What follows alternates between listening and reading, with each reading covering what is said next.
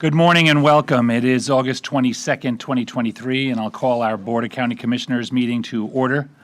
We're going to have our invocation this morning by our friend Pastor Jim Harp from the Stewart Alliance Church, followed by the Pledge of Allegiance, which will be led by Travis Coper from the U.S. Navy.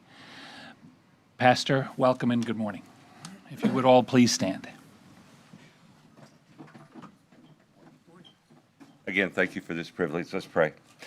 Father, we thank you in the name of our Lord Jesus this morning that we can come before you, and this beautiful day that you've given us, we can enjoy the life and the liberty that you've bestowed upon us here, not only in this country, but in this beautiful place in which we live. Lord, we thank you for these that you have placed in leadership over our community, over our county. And Lord, I ask this morning your blessing upon each one. Lord, I pray for even this meeting today, that, Lord, the presence of God would be here. That, Lord, there would be wisdom, direction, guidance, that there would be a sense, Lord, of just knowing that you are directing our paths. The word says you're a light to our paths, and that you light the way for us, and so we thank you for that.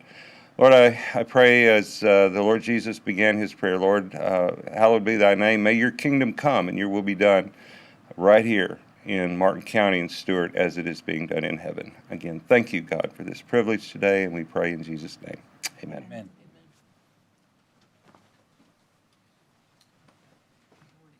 Morning. Good morning.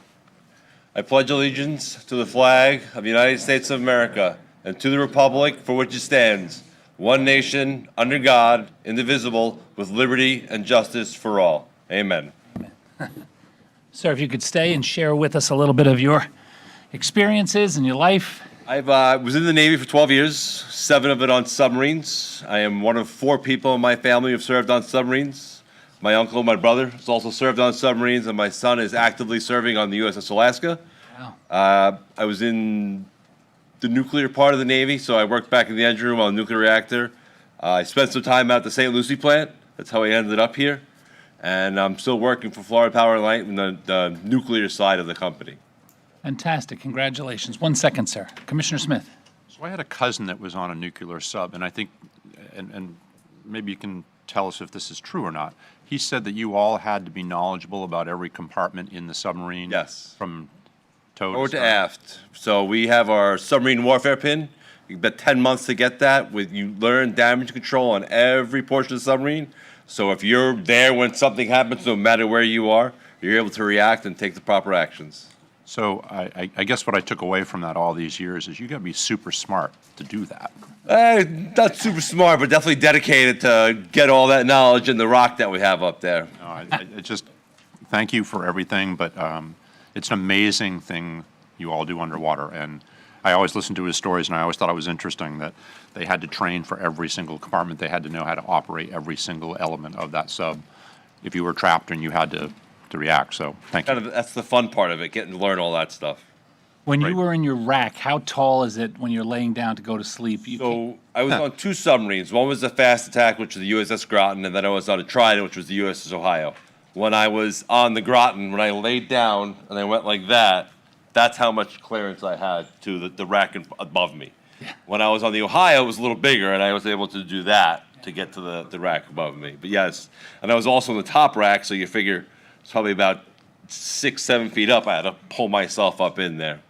Yeah, it's a whole different, even in the Navy, submariner is a whole different world. Well, we appreciate your service. Thank you very Thank you. much.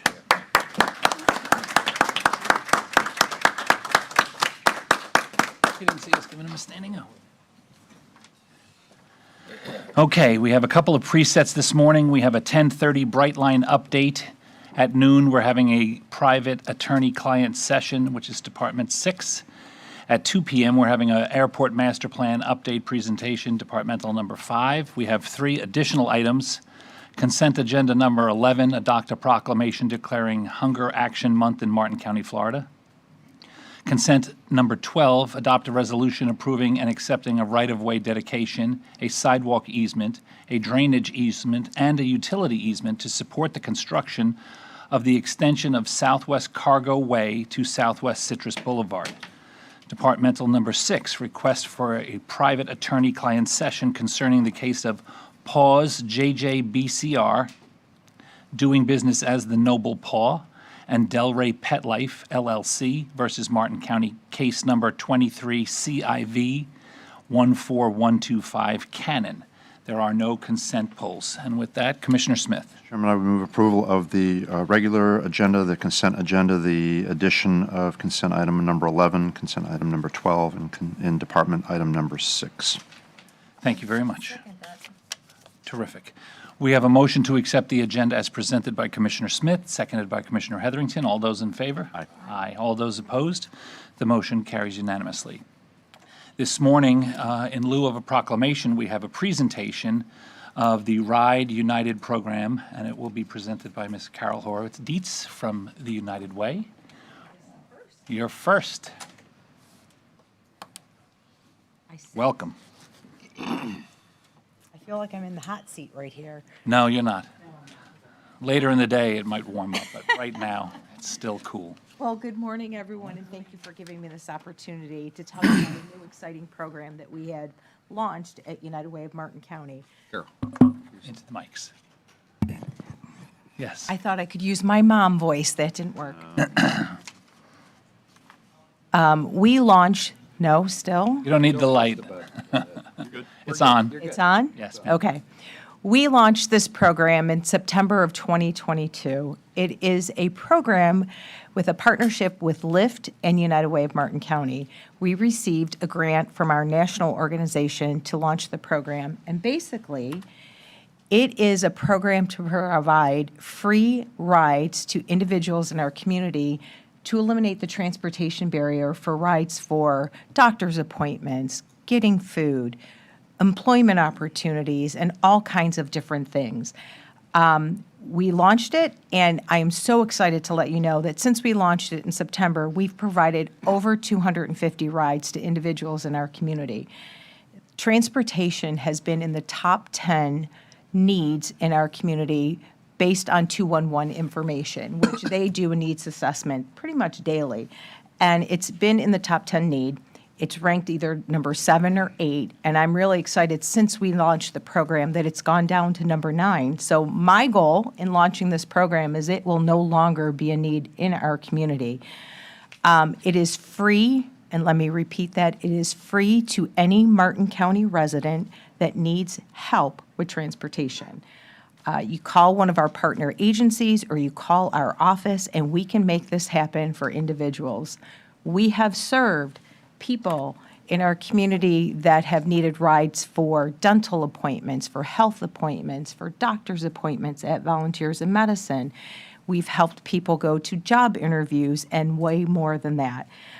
We've helped veterans, seniors, children, and adults, so it's really open to all. And I'm here today just to let all of you know and our community know that this free service is available to those in our community.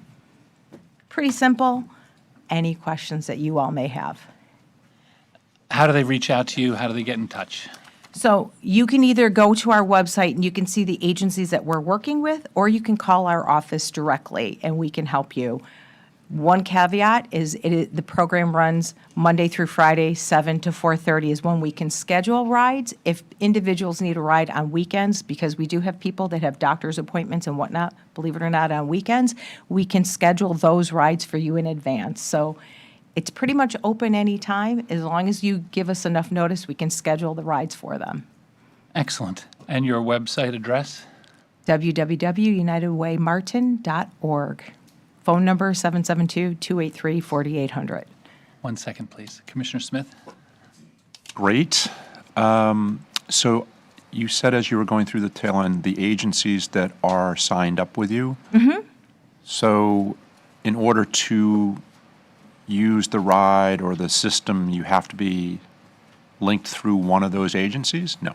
Not necessarily. We're working with our partners because we know they're dealing with a lot of clients that have transportation issues, but we also accept phone calls. We're working with some seniors that have transportation barriers, and they call our office directly, and we actually work with them directly. Okay, so you don't have to belong to some structured organization. They can Correct. call United Way and directly book.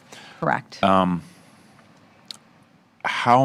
the funding that you got or received, how many rides will it take care of? The original funding that we received was for 250 rides. Since that time, we've had a philanthropist and a corporate donor come forward and match that grant and then some. So we have funding for our next fiscal year, which ends June 30th. After that, the same donor and some other philanthropists have come forward and said, it's a great thing, and they want to continue. So right now, we're really good, and I'm excited that we want to increase the, visibility of the program and also offer more assistance to those in need. That was the next question. What happens if and when the donors run out? Is the federal end of this anticipating it moving through into the future? I mean, from a conversation with them, where does it lead? So we didn't receive funding from our national organization, again, on this program. Most communities that received this type of funding were the big communities like Tampa and Miami and whatnot. We were one of the few small communities across the country that received it. We have other partners like the Community Foundation and Hope Sound Community Trust and United Way that we're willing to make sure that this program keeps going because we see the importance of the program. Great. Fantastic. Thanks. You're welcome. Any Carol, other? thank you so much and appreciate all your efforts. Thank you for giving me the opportunity. We wanted everyone to hear the good news. Okay, we'll go directly into public comment now. For those of you that have not been here for public comment before, you'll have 3 minutes to address the board as a whole. At the 2-minute and 45-second mark, you're going to hear a tone. That doesn't mean that you need to stop. That means that 15 seconds gives you a chance to wrap up your comments so we don't just shut the mic off on you. And if you speak for an item in the morning, which is perfectly your prerogative, and on a specific agenda item that we'll hear later in the day, you're not able to speak again then later in the day on the agenda item. You get one turn at it. So if you would prefer to speak at the specific agenda item, you could just let me know, and then I'll hold your form until the item. Our first request to speak form is Mr. Richard Friedrich.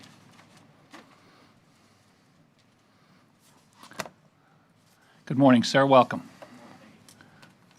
Wait, you got to get to the microphone so we can hear you, or the folks at home can hear you. Thank you. So I believe I checked to speak for a certain agenda. Consent agenda number 1. Yes. The way our system works is the consent agenda items that are bundled together, and then this morning when I said, hey, Commissioner Smith made a motion to accept the agenda, that was also, the consent agenda would be part of that. Okay. So if there's something specific, now's the perfect time. Our administrator, everyone else is listening, so. Okay. So I believe the consent agenda that I'm referring to is the Martin County Marine Patrol building. So my name is Richard Friedrich, the lead estimator for Don Hinkle Construction, and I did the bidding to win that project to build the structure at the park. So since then, the job was brought to you guys to be awarded to the second bidder for a reason that I believe is kind of unfair to us. So the reason that I was told was that that the purchasing department believes that we're not capable to build the project, even though we weren't really asked on what projects we have built, or at least shown the comparison on what we have and what is being built. So, and bear with me, this is my first time really talking, so I'm a Doing little fine. nervous. Doing Yeah, I don't very talk much well. in front of public. So I really just wanted to come to you guys and explain, because whenever I did reach out to the purchase department and asked what to do, she said I need to go to Section 9 and then follow the process. And then I asked her that if I did follow Section 9 and then provide the purchasing department with a certified check, would that allow me to plead my case?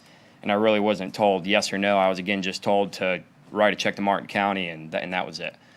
So that's why I come to you guys to ask you guys if someone else can look at it, because from the first bidder to the second bidder is a total of 3% of the job cost, which is roughly $30,000. And we have definitely built structures as equal, if not larger, to this. Now, the difference between the two is one is labeled commercial, whereas one is labeled residential. But the commercial project of the Martin County building, if you're not familiar with it, is a 1,700 square foot, single floor, monolithic slab. Part of it's on stem wall with CBS, concrete stucco block, with electrical, HVAC, and all the normal things that go into a residential house.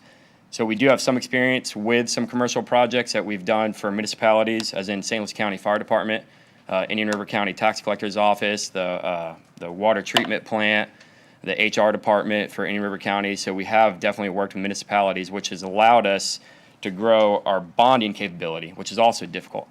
So to get bonded for a commercial job, you have to prove to the insurance companies that you're capable of building these projects, seeing it through, and completing them 100%. So that's taken us about 3 years to get there. So, yes, sir. Yep, I see the 15 seconds. Thank you. Yeah, 15 seconds more. So with that, sir, I know that Chad's also here to speak Yes. on the same topic. Would you like 3 minutes to speak as well, sir? It's your right. Come forward. I just wanted to continue. Good morning. My name is Chad Hinkle, Don Hinkle Construction. I'm Don's son. We just wanted a fair chance at this opportunity, and we believe that at being low bidder, which is hard enough to get that, and being 3% lower than anybody else, that's $30,000 that your tax collectors now have to, pay additional to the next bidder. I think that we're more than qualified to do this job and complete it in the time frame. It's a time frame job. 230 days, 256 days. 256 days to complete the project, which doesn't scare us or at all, and we're ready to go. But we didn't feel that we were given a fair response at should we protest the project, and so we thought the next best thing was to come to this meeting and shoot our shot here. Okay, I appreciate that. Mr. Donaldson is our county administrator. You've taken that information. You'll work with our staff to address this issue? Yes, just keep in mind that there's the process by which an appeal it's fairly strict in terms of how we can do it fairly. So it's we'll have to look into your actual request and determine whether or not any action can be taken based upon. We do understand that. So, but certainly hearing your comments, I'm unfamiliar with the facts by which, the alternate bid was taken forward, but the county attorney and I will certainly look at it, and if there's an opportunity still for you to appeal, that window will be open and we can tell you how to proceed. If in the case that it's not, we'll tell you the same and give you guidance. All right? We understand that. Thank you. Thank you. Commissioner Smith? Just one second. So Don, Yes, sir. who should they communicate directly to?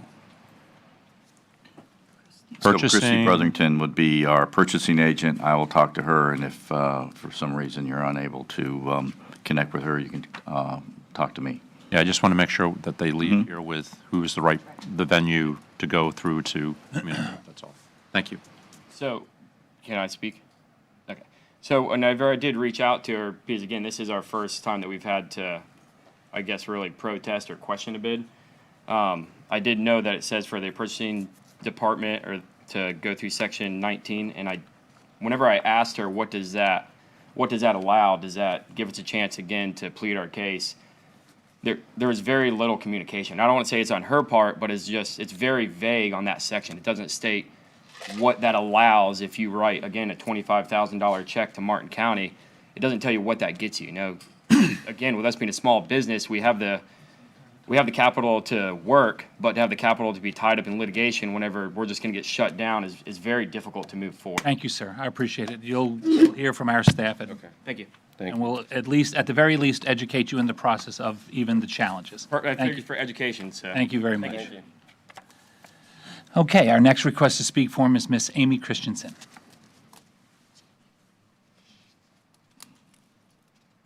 I'll save her card. Oh, I'm sorry. I thought that was you.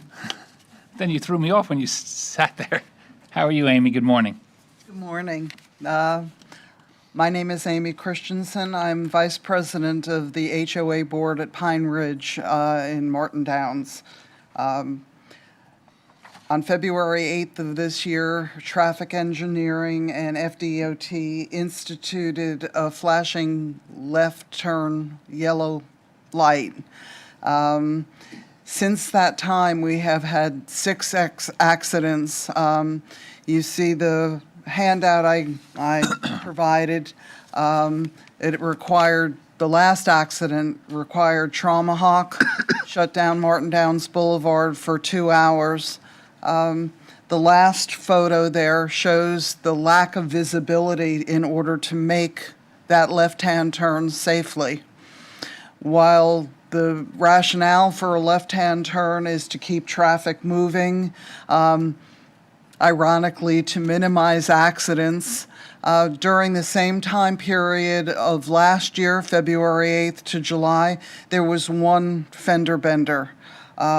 So clearly, to have 6 fairly significant accidents is quite an increase. A lot of our residents are elderly and drive sedans. The photo that you saw minimizing the visibility of that left-hand turn was actually taken from an SUV. I took it. I am thankfully accident-free throughout my driving life. I've had a couple of real near misses. I'm not a reckless driver. My reaction time is good.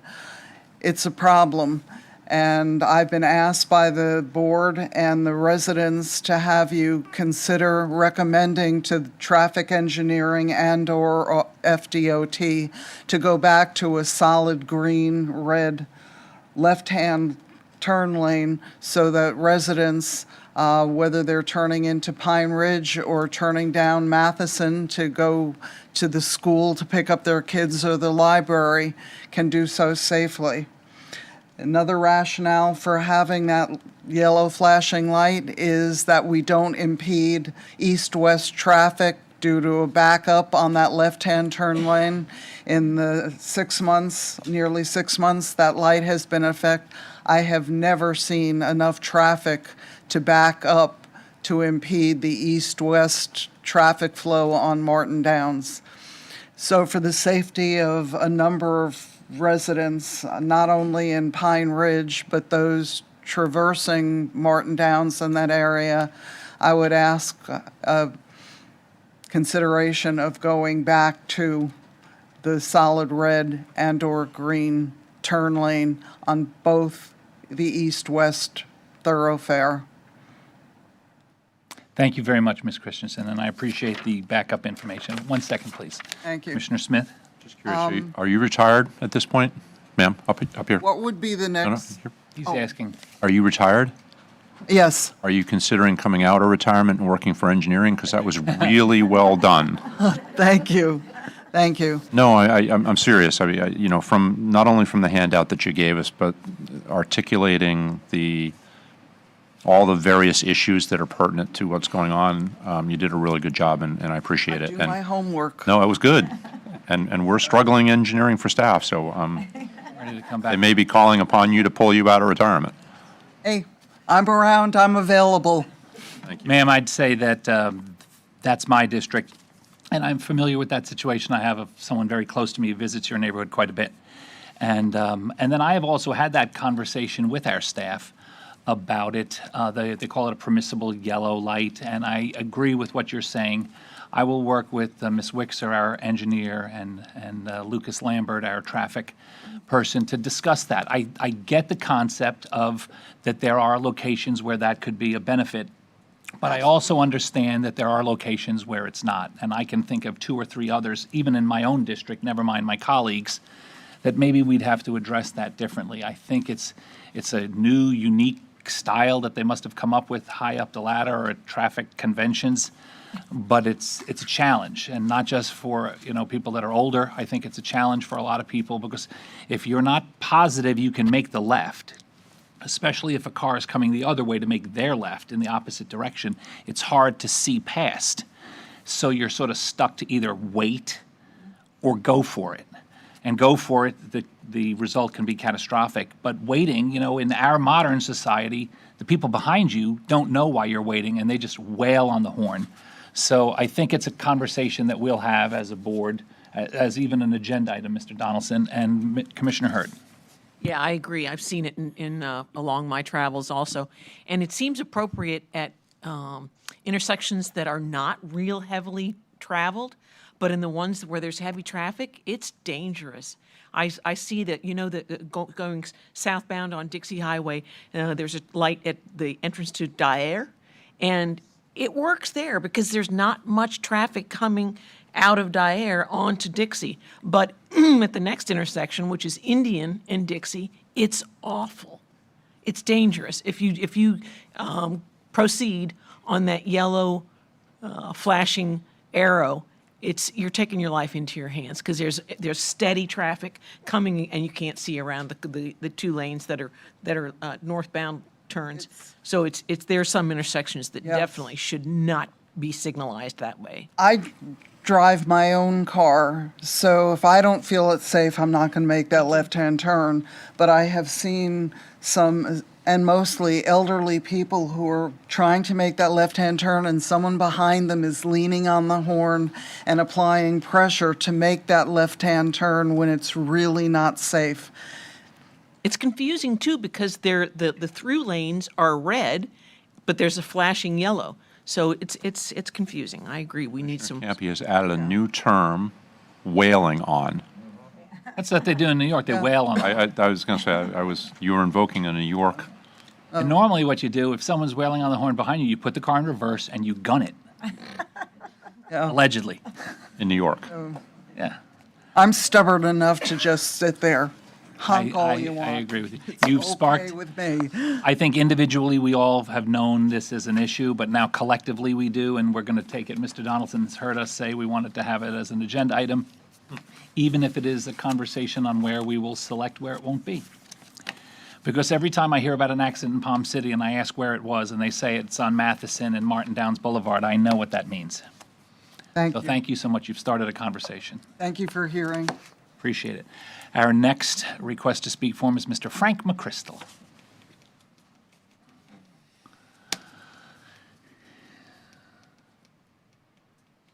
He's got the opposite of the Tom Pine hair.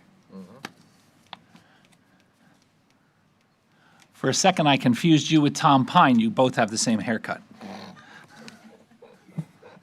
That's a whole nother story. Good morning, commissioners. Are you woke or have you been awakened? The Great Awakening, I can feel it, thank God. Can you? Are you still woke? What will you do the next time? Will you be leaders? The next time is imminent. What will you do? Will you listen to the quote, science? Will you trust the experts? Will you go along to get along? Are you proud of your past decisions that went along to get along? Are you proud of playing a part in the shutdowns? Are you proud of promoting masks? Are you still proud of promoting an experimental vaccine that never received FDA approval, only experimental use authorization? Are you still woke? Or have you been awakened? The next time is imminent. Who will you listen to? Will you once again follow advice from the medical and healthcare establishment? Or will you dig deeper and listen to people like Dr. Robert Malone, inventor of the mRNA technology, who told us from the very beginning that his technology, developed in the late 90s, never got past the lab rat phase of testing? The next time is imminent. Are you still woke, or have you been awakened? Have you seen enough evidence to never again go along to get along? Will you rise up from a local level, no matter the future political consequences? Or do you still trust the so-called leaders above you in the political food chain? I believe you are smart people. I believe you will rise up. Thank you. Thank you, sir. Our next request to speak form is Ms. Sybil Dance. Ms. Dance, welcome. Good to see you. Morning, Commissioners. I'm Sybil Dance, Vice President of the Palm City Farms Trail Association. I'm here on behalf of our group to show support of the request to rename part of Citrus Boulevard to Newfield Parkway. From the very beginning, we've worked closely with Knight Kiplinger as he created his vision for Newfield. He found a great partner in Mattamy Homes to make that vision a reality. Mattamy has been extremely supportive of the riding community, and Newfield is creating trails for horseback riders, hikers, and mountain bike riders to enjoy for generations to come. We really appreciate the way Mattamy has involved us in the process. That shows a lot of sensitivity to the community's needs. We believe they'll continue to work directly, with our organization to make sure that what we all supported during the approval process is what happens during the creation process. This name change is indeed appropriate, and we believe that soon all of Martin County will be proud of Newfield and be glad that we took the steps to give this special community the visibility it deserves. Thank you for your time. Thank you, ma'am. Our next request to speak for him is Mr. Tom Pine.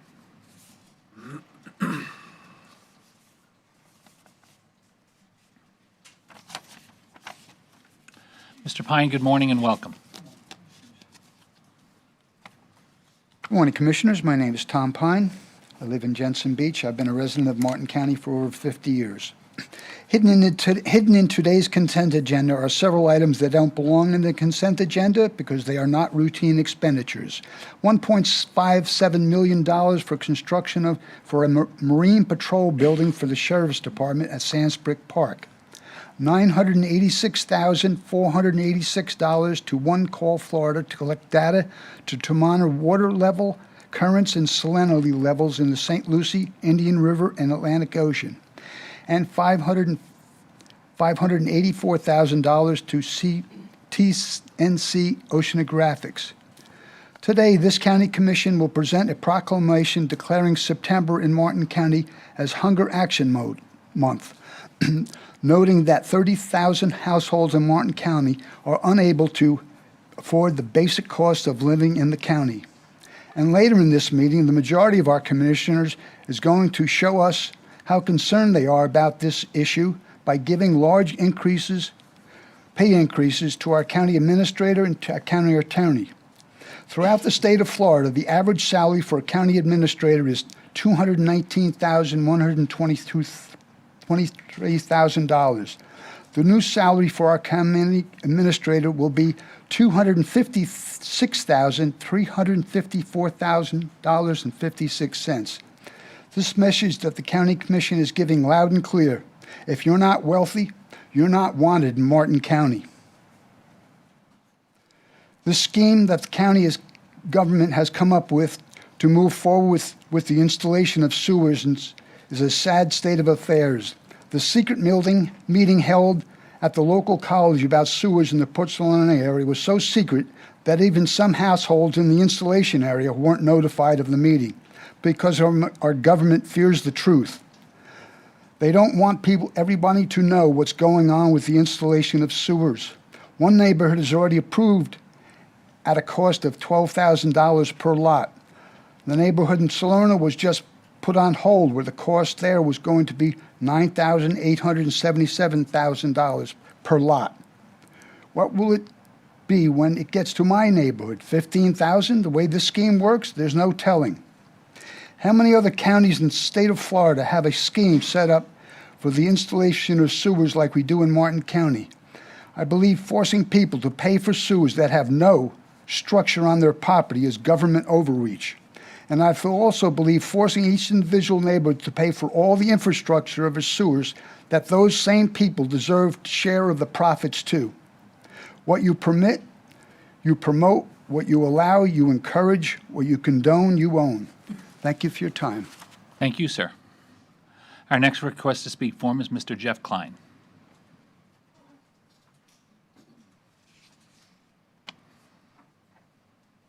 Mr. Klein, good morning and welcome.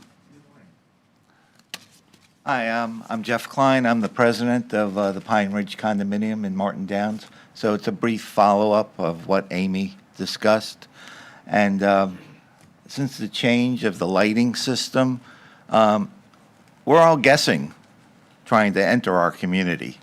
I've found alternate ways to go up Map Road, come down Matheson, take the long way, go Martin Highway, come east, go west, and make a U-turn into the Charter Club, which is nearby. And any of us that drive, we come across this yellow flashing signal. So I would hope that the traffic department, and I've spoken to one of the engineers, he's made a big point about the stop bar, about how it reads your car and it'll recycle and it'll turn green, give you a green arrow, which all seems very iffy. So I appreciate you thinking of us and taking a look. And when I looked at the picture that Amy took just yesterday, a snapshot to provide. I looked at it when she emailed it to me, and it was daunting because I deal with that and everyone in the community at Pine Ridge and vendors and so forth. It's roulette. When can you go? What can you see? So thanks for your consideration. We appreciate it. Thank you, sir. Appreciate you. Our next request to speak form is Michael Circus. Good morning, Michael. Good morning, everybody. Thank you. Michael Circus from Palm City. I wanted to come today to kind of quickly give you a couple of observations I've had over the last two Board of County Commissioner meetings. Starting off the budget workshop in July, I mean, it's highly contentious, that last half hour and 45 minutes or so. I think a lot of you probably might still feel it. I know I felt it just watching the video. But nevertheless, you guys all unanimously came to an agreement on one particular topic in finances, and I don't think I've ever seen you guys unanimously agree on anything in finances. And that agreement was that our current tax and spend schedule is simply unsustainable. Now, that's something very big to hear. I counted literally over 25 times between the five of you that word was used, unsustainable, in 5 hours, which is probably the first time I've heard in 10 years you guys use that word when it comes to our budgets. What blew my mind was that the very next meeting, the very first topic taken up was an expenditure on land where you all had agreement, unanimous agreement one more time. This time your unanimous agreement was that you had no idea how you're going to finance the purchase. You had no idea how you're going to repay the loan that you're going to need to make the purchase, and you had no idea what you're going to use the land for. You speculated possibly a park, but this 6-acre, $4 million purchase is 2,930 feet from an already under construction $2 million park inside the CRA, not yet opened. Now, 2,930 feet doesn't seem like a lot. It's actually half the length of the main runway in Martin County. So we're trying to put $6 million before you even build out your 6-acre park. You got $6 million invested, 2 years borrowed out to pay off the first $2 million park. And I can't understand how that jives with your statements of unsustainability. Now, Martin County, we are the third highest taxed county for property taxes, millage rate going together with the school board. If you take all local options, we are the #1 highest taxed county in 67 counties in the state of Florida. 5% of the 67,000 median income for the Martin County household, 5% goes to local taxes. So for every $20 I bring home, $1 goes to local taxes. Before I pay my federal income tax, my business taxes, before I pay my mortgage, my homeowner's insurance, put gas in my car, and God forbid I send my daughter to ballet practice. We don't have this money, period. And those are your words. Taxing and spending is unsustainable. So at what point, I guess the big question is, at what point do you actually stop the spending? Because you've already taxed us higher than anybody else in the state. When do we stop the spending? Of the hard cuts made to your budget, $1.7 million. That is what the county made in hard cuts. Everything else was the sheriff's office, and as Mr. Donaldson said, squeezing the orange, getting the last of the juice out by adjusting our conservative estimates of collection to an actual collection of 100%, hopefully. At what point do you stop the spending? Because your hard cuts are half of what's needed for that land acquisition. And all of your hard cuts, 100%, had to do with fixed assets. So you can't even finance the repair and replacement of assets you already own, and we're going to buy more assets. At what point do we stop our spending? Thank you, sir. Our next request to speak form is Robin Cartwright. Ms. Cartwright, good morning.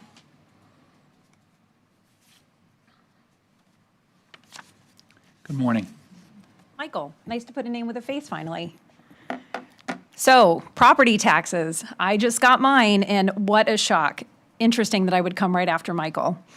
Taking a quick look at the properties in my area, it looks like everybody was charged the maximum 3% increase with no consideration for somebody's financial situation nor their family situation. And renters are also feeling the impact as some of them are being pushed out as they are absorbing the cost of taxes and insurance as well. But wait, I thought all these new developments were supposed to pay for all this infrastructure and all these things our taxes were supposed to cover. But here we are talking about that, including the impact of paying for salary increases. Looking at the salaries posted on the county's classification and compensation manual, some of your employees definitely would benefit from a raise, and probably more than the 4% cost of living that they are offered as part of their compensation plan for their merit increase. But why is that not the same for the county administrator and the county attorney?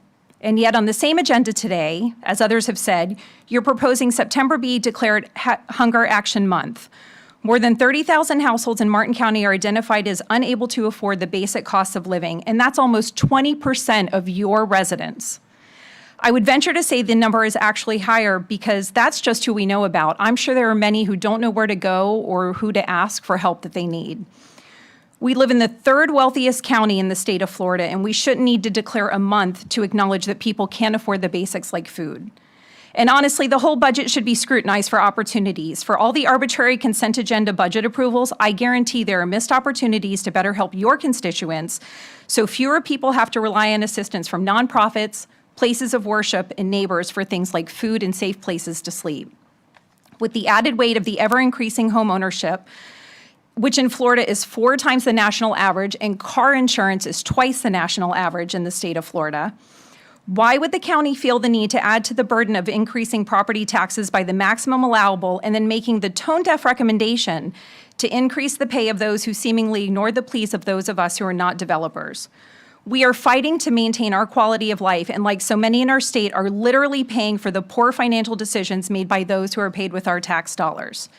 And let me stop you now before you say, oh, that's a City of Stuart issue, or though that's a state of Florida issue. The issue is costs are skyrocketing, creating hardships. Period. Full stop. There is something that you can do, and it's a question of what you choose to do. And what you choose to do or not do will be remembered in 2024, regardless if you're running for re-election or for another office. Thank you. Thank you.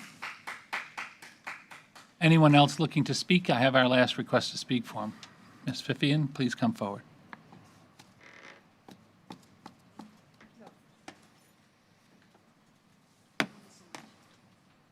Good morning, ma'am. Good to see you. Good morning. My name is Linda Pfiffian, and I live in Palm City for the past 14 years. And I'm here today. I have a couple of things actually to speak about. I don't know if I'll make it all in 3 minutes, so I may have to come back.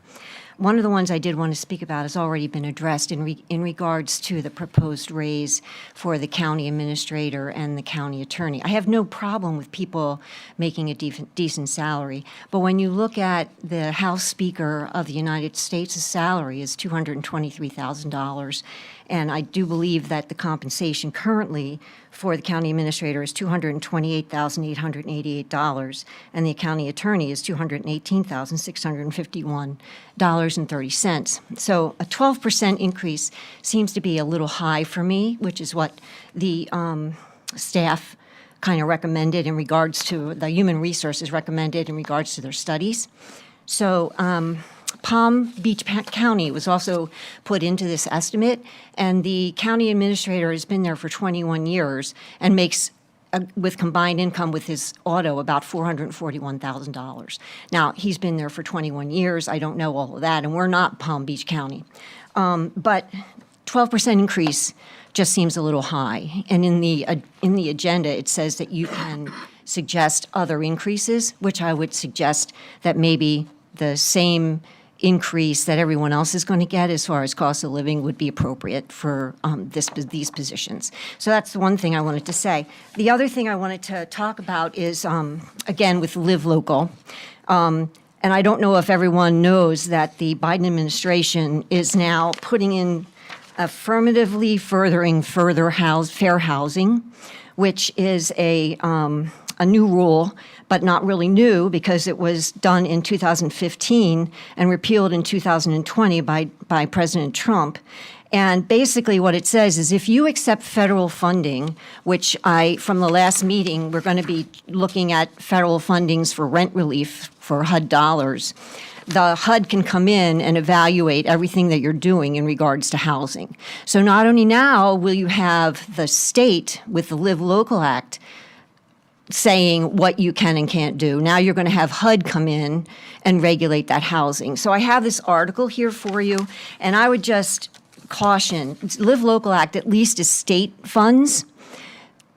If you take federal funds, you're going to now have federal guidelines that are come in to say what you must and you must not do. I also want you to know that I did meet with Representative John Snyder in regards to the Live Local Act, and he is very aware that there may be some adjustments to be done in the next legislature. So I would also recommend that anybody who's interested or thinks that should be changed to contact John Snyder and let him know. Thank you very much.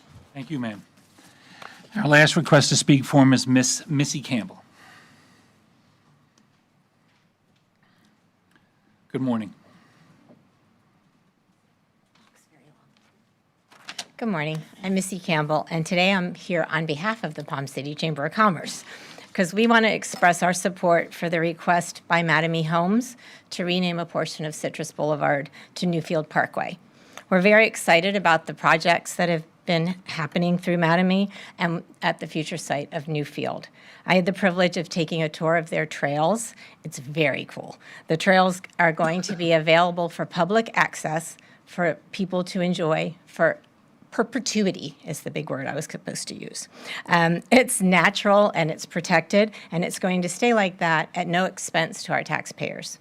Mattamy Homes has worked with students from the Boys and Girls Club of Martin County, and they are using the Newfield Farm for hands-on experiences where the kiddos are actually getting the opportunity to see how sustainable farming works. Many citizens were there on Saturday. Mattamy had their first green market. I was there with my family. My granddaughter loved the foam and the bubbles. And we look forward to more of these. They're going to have one a month. And as the weather gets cooler, I'm sure it'll be way more attended. It was beautiful.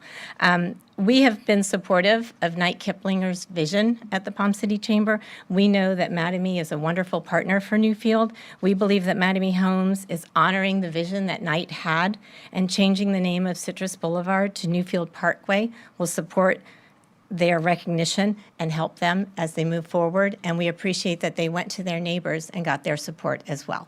So thank you. Thank you very much. That's our last request to speak form. Oh, I'm sorry, come forward. I don't have a form for you, so when you're done, if you can fill one out. Good morning and welcome. Please state your name for the record. Good morning, Rosie Shepard. Commissioners, I think everyone in this room agrees with the importance of protecting as much preservation land as we can. All of the lands that we currently hold and own, we sometimes struggle with dollars to manage them effectively. Prescribed fire schedules are ignored because of expense, time, management. I believe that that's critical by way of wildfire protection for homes, loss of structures, different things, and the expenses that go along with it. This 1,000-acre tract is managed with very direct focus on keeping the lands free of a wildfire by implementing a fire schedule. As a former forest ranger for the Florida Division of Forestry, I know the importance of outdoor spaces and how critical it is to spend time outdoor in our beautiful parks. I am in support of renaming that part of Citrus Boulevard to Newfield. I'm kind of on the edge of Parkway and Boulevard. I don't know that I love the word Parkway, but I am in support of the name change to Newfield. And I really appreciate how much Mattamy has done out there with the development, and I'm excited to support the project. Thank you. Thank you. That is probably our last request to speak form, unless there's someone else that would like to address us now. One more. You'll fill out a form when you're done, sir. Thank you. It's good to see you, Mr. Fithian. Good morning. My name is Jim Fithian. I live in Palm City. I just found out this morning about the request from Human Resources for the 2 positions. So I don't have a whole lot of statistical information to support anything I'm going to say. But I will say this. In my career, and I'm sure in all of your careers, has anyone ever approached you with a request for a 12% increase? Never. Not in my entire career. So I kind of know how that all works. You ask for 12, you hope for 6. And even 6, I don't think I'd ever been approached with a request for a 6% increase. And with all that's going on in the community, cost cutting, people getting their property tax form just the other day, and the increases, it's hard to justify, in my mind, an increase of any kind. The salaries that they're currently getting, if what I was told is correct, are really, really good salaries. And I would actually almost be embarrassed to ask for an increase at this point in time. And it really should be based on performance, not just the fact that another county has a little bit more or a little bit less. I'm sure they could find some that have less, but it should be based on performance. So if these individuals have done something, I mean, extraordinary, that justifies any increase, because I would start at 0, not at 12%, and decide, is there a 1%? I used to have to, in some cases, only certain people in the department would get increases based on performance. That's what it was all about. That's how companies work. Companies usually are based on performance, not on, what's going on somewhere else. Like, companies usually could care less. So that's basically what I have to say. So when you look at this request, keep in mind all that people are struggling. This may not be a good time for that. And is the salary that they're getting a relatively good salary? And if it is, unless there's something extraordinary that they've done, cost savings, a suggestion that's helped the community save money or make money, I would just say, why don't we hold off on that for a while? So that's my opinion, based on no statistical information. Thank you. Thank you, sir. Anyone else? We'll close the public comment portion of the meeting, and I'll bring it back to the commissioners, and we'll start with you, Commissioner Smith. Set this morning. What? All set this morning. Thank you. Commissioner Heatherington. I'm all set. Thank you. Commissioner Jenkins. I'm good, thank you. Commissioner Hurd. I'm set. I am set as well. Mr. Donaldson. None at this time. Ms. Woods. I just want to welcome to our staff Sebastian Poprovsky. I'm probably butchering his name. He is a longtime Hobe Sound resident, and we want to welcome him to the county attorney's team. Welcome. Thank you very much, and welcome. I was at the NAC meeting in Palm City. He did an outstanding job. I asked him if he was interested in moving to Palm City. He said he'd stay in Hobe Sound. Damn right. With that in mind, welcome, sir. What I'm going to do is just flip-flop the next 2 agenda items and take public hearing number 1, public hearing to consider a citizen request to rename a portion of Southwest Citrus Boulevard in Palm City to Southwest Newfield Parkway, and then take the Neighborhood Advisory Committee appointments after that. Ms. Nagel, good morning. Nagel. Good morning, Elizabeth Nagel. So I'll do a quick introduction, and the applicant will also present to you. But this is a request by Mattamy Palm Beach to rename a portion of Southwest Citrus Boulevard in Palm City between the center of the South Florida Water Management District, C-23 Canal, and SR 714 Southwest Martin Highway from Southwest Citrus Boulevard to Southwest Newfield Parkway. Sections 4.771 and 4.772B Land Development Regulations establish a methodology for a citizen petition for a street name change. Citizen petition may be done administratively if 100% of all affected property owners are in favor of the change. 5 affected property owners are in favor, and letters of support were included in that agenda item. Martin County is the 6th affected property owner, and therefore the petition must be heard in a public hearing. Should the board be in favor of the proposed name change, approval during this public hearing is required. Staff recommends approval and moves that the board adopt a resolution approving the renaming of Southwest Citrus Boulevard from the center of the South Florida Water Management District, C-23 Canal, to SR 714, from Southwest Citrus Boulevard to Southwest Newfield Parkway, and happy to answer any questions. Thank you very much. With that, questions for staff? Yeah. Seeing none, the applicant will come forward and share with us beforehand. When she's done. Oh, Donna, sorry. That's okay. Good morning, Mr. Chair, Commissioners. Marcella Camblor, Principal of Marcella Camblor and Associates, here representing Mattamy. Here with me today is also James Fitzgerald. He's Senior Manager of Development for the company, if you have any questions for him as well. Do I have a clicker? Can I borrow your clicker? I need to drive. So as staff mentioned, we're here today to request, a name change of a portion of Citrus Boulevard from Citrus Boulevard to Southwest Newfield Boulevard. I'm not sure, but just in case, for the record, we have public notice and the petitions that were signed. As staff mentioned, this stretch of roughly 5.5 miles in length has 4 private property owners that flank it. Newfield is one of them. The school district is another one. And then Canopy Creek has the side of their community adjacent to Citrus, and Sands Commerce Park has the side of their vacant parcel along Citrus as well. All 4 of our neighbors have been incredibly accommodating and supporting of this request.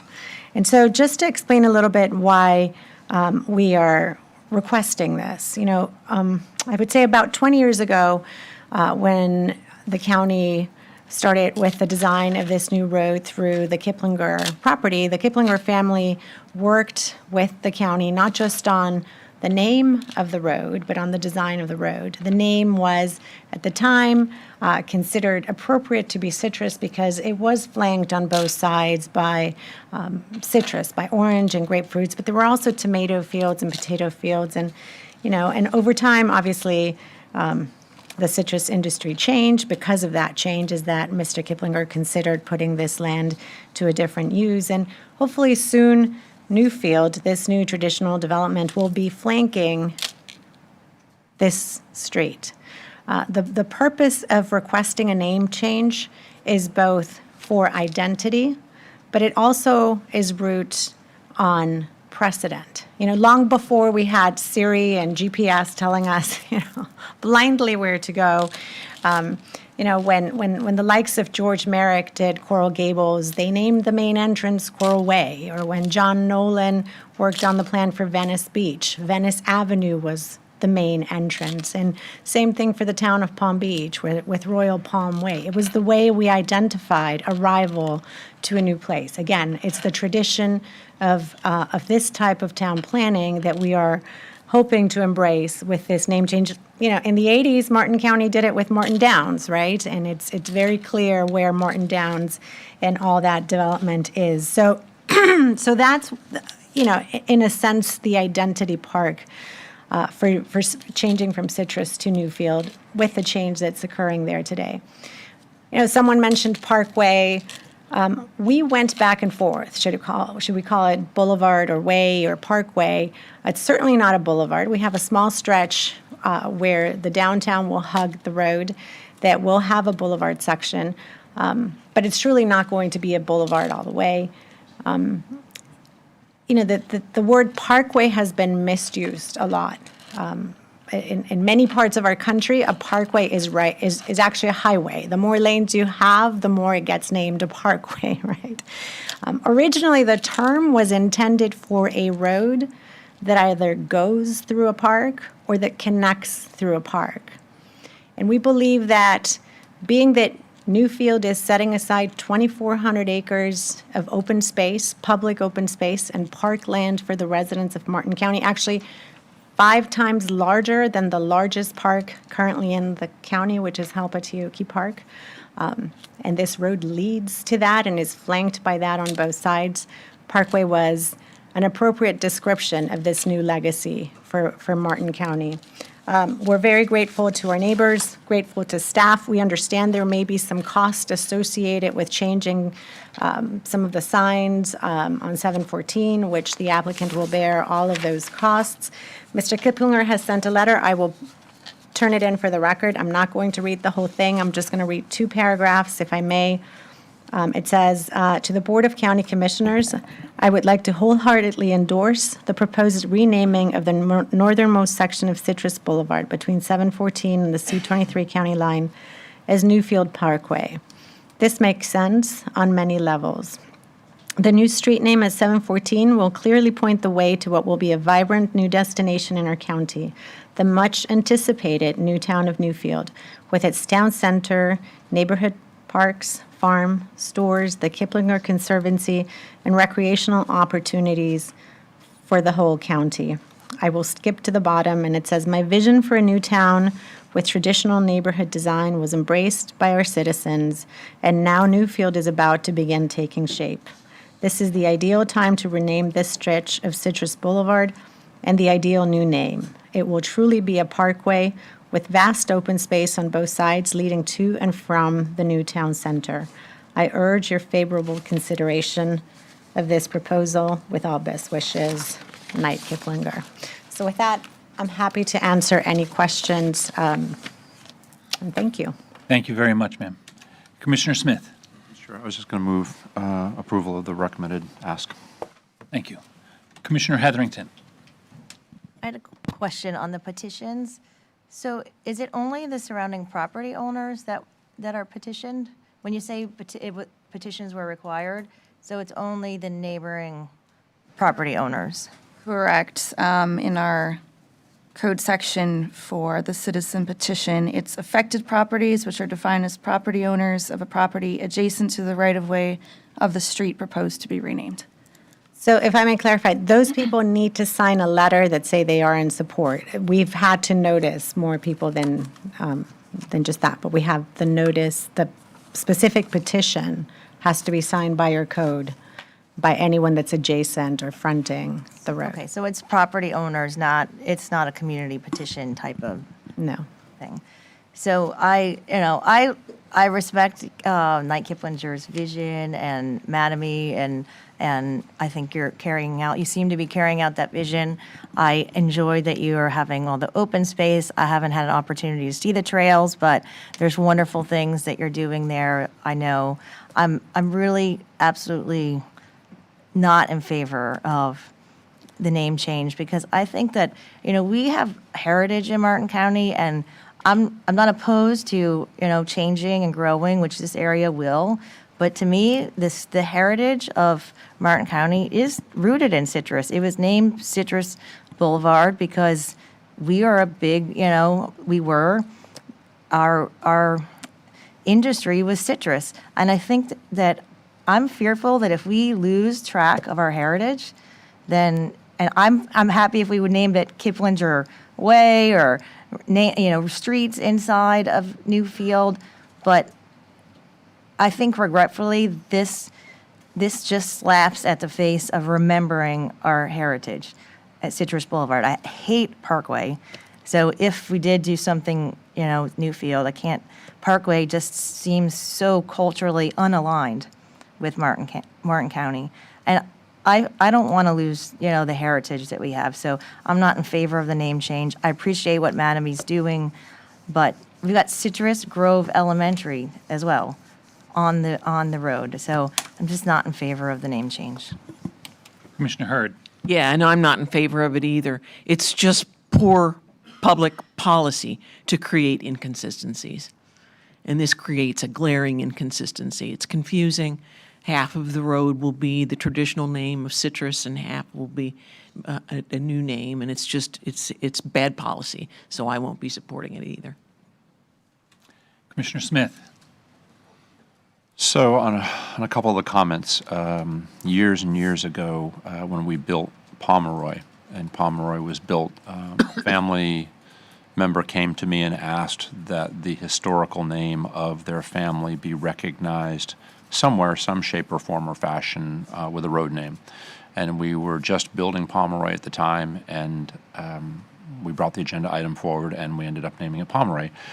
And the same comments were made back then about one road starting with one name and ending with another, because if you're all familiar with where Pomeroy is, when it crosses US 1, it becomes, what's the road along Walmart? What is it? Market Street. Marketplace Street.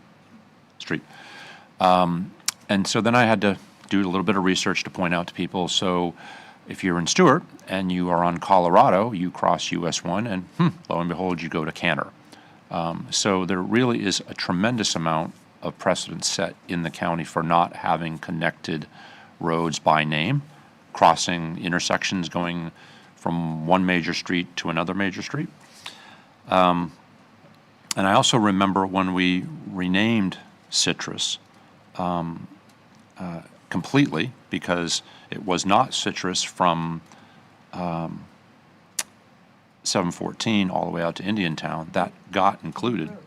It was what? Loop Road. Well, it wasn't even Loop. It was it was what? 76A? Yeah, but what was it before we renamed it Citrus? 48, I believe it was. No, there was a name, something. Western Corridor?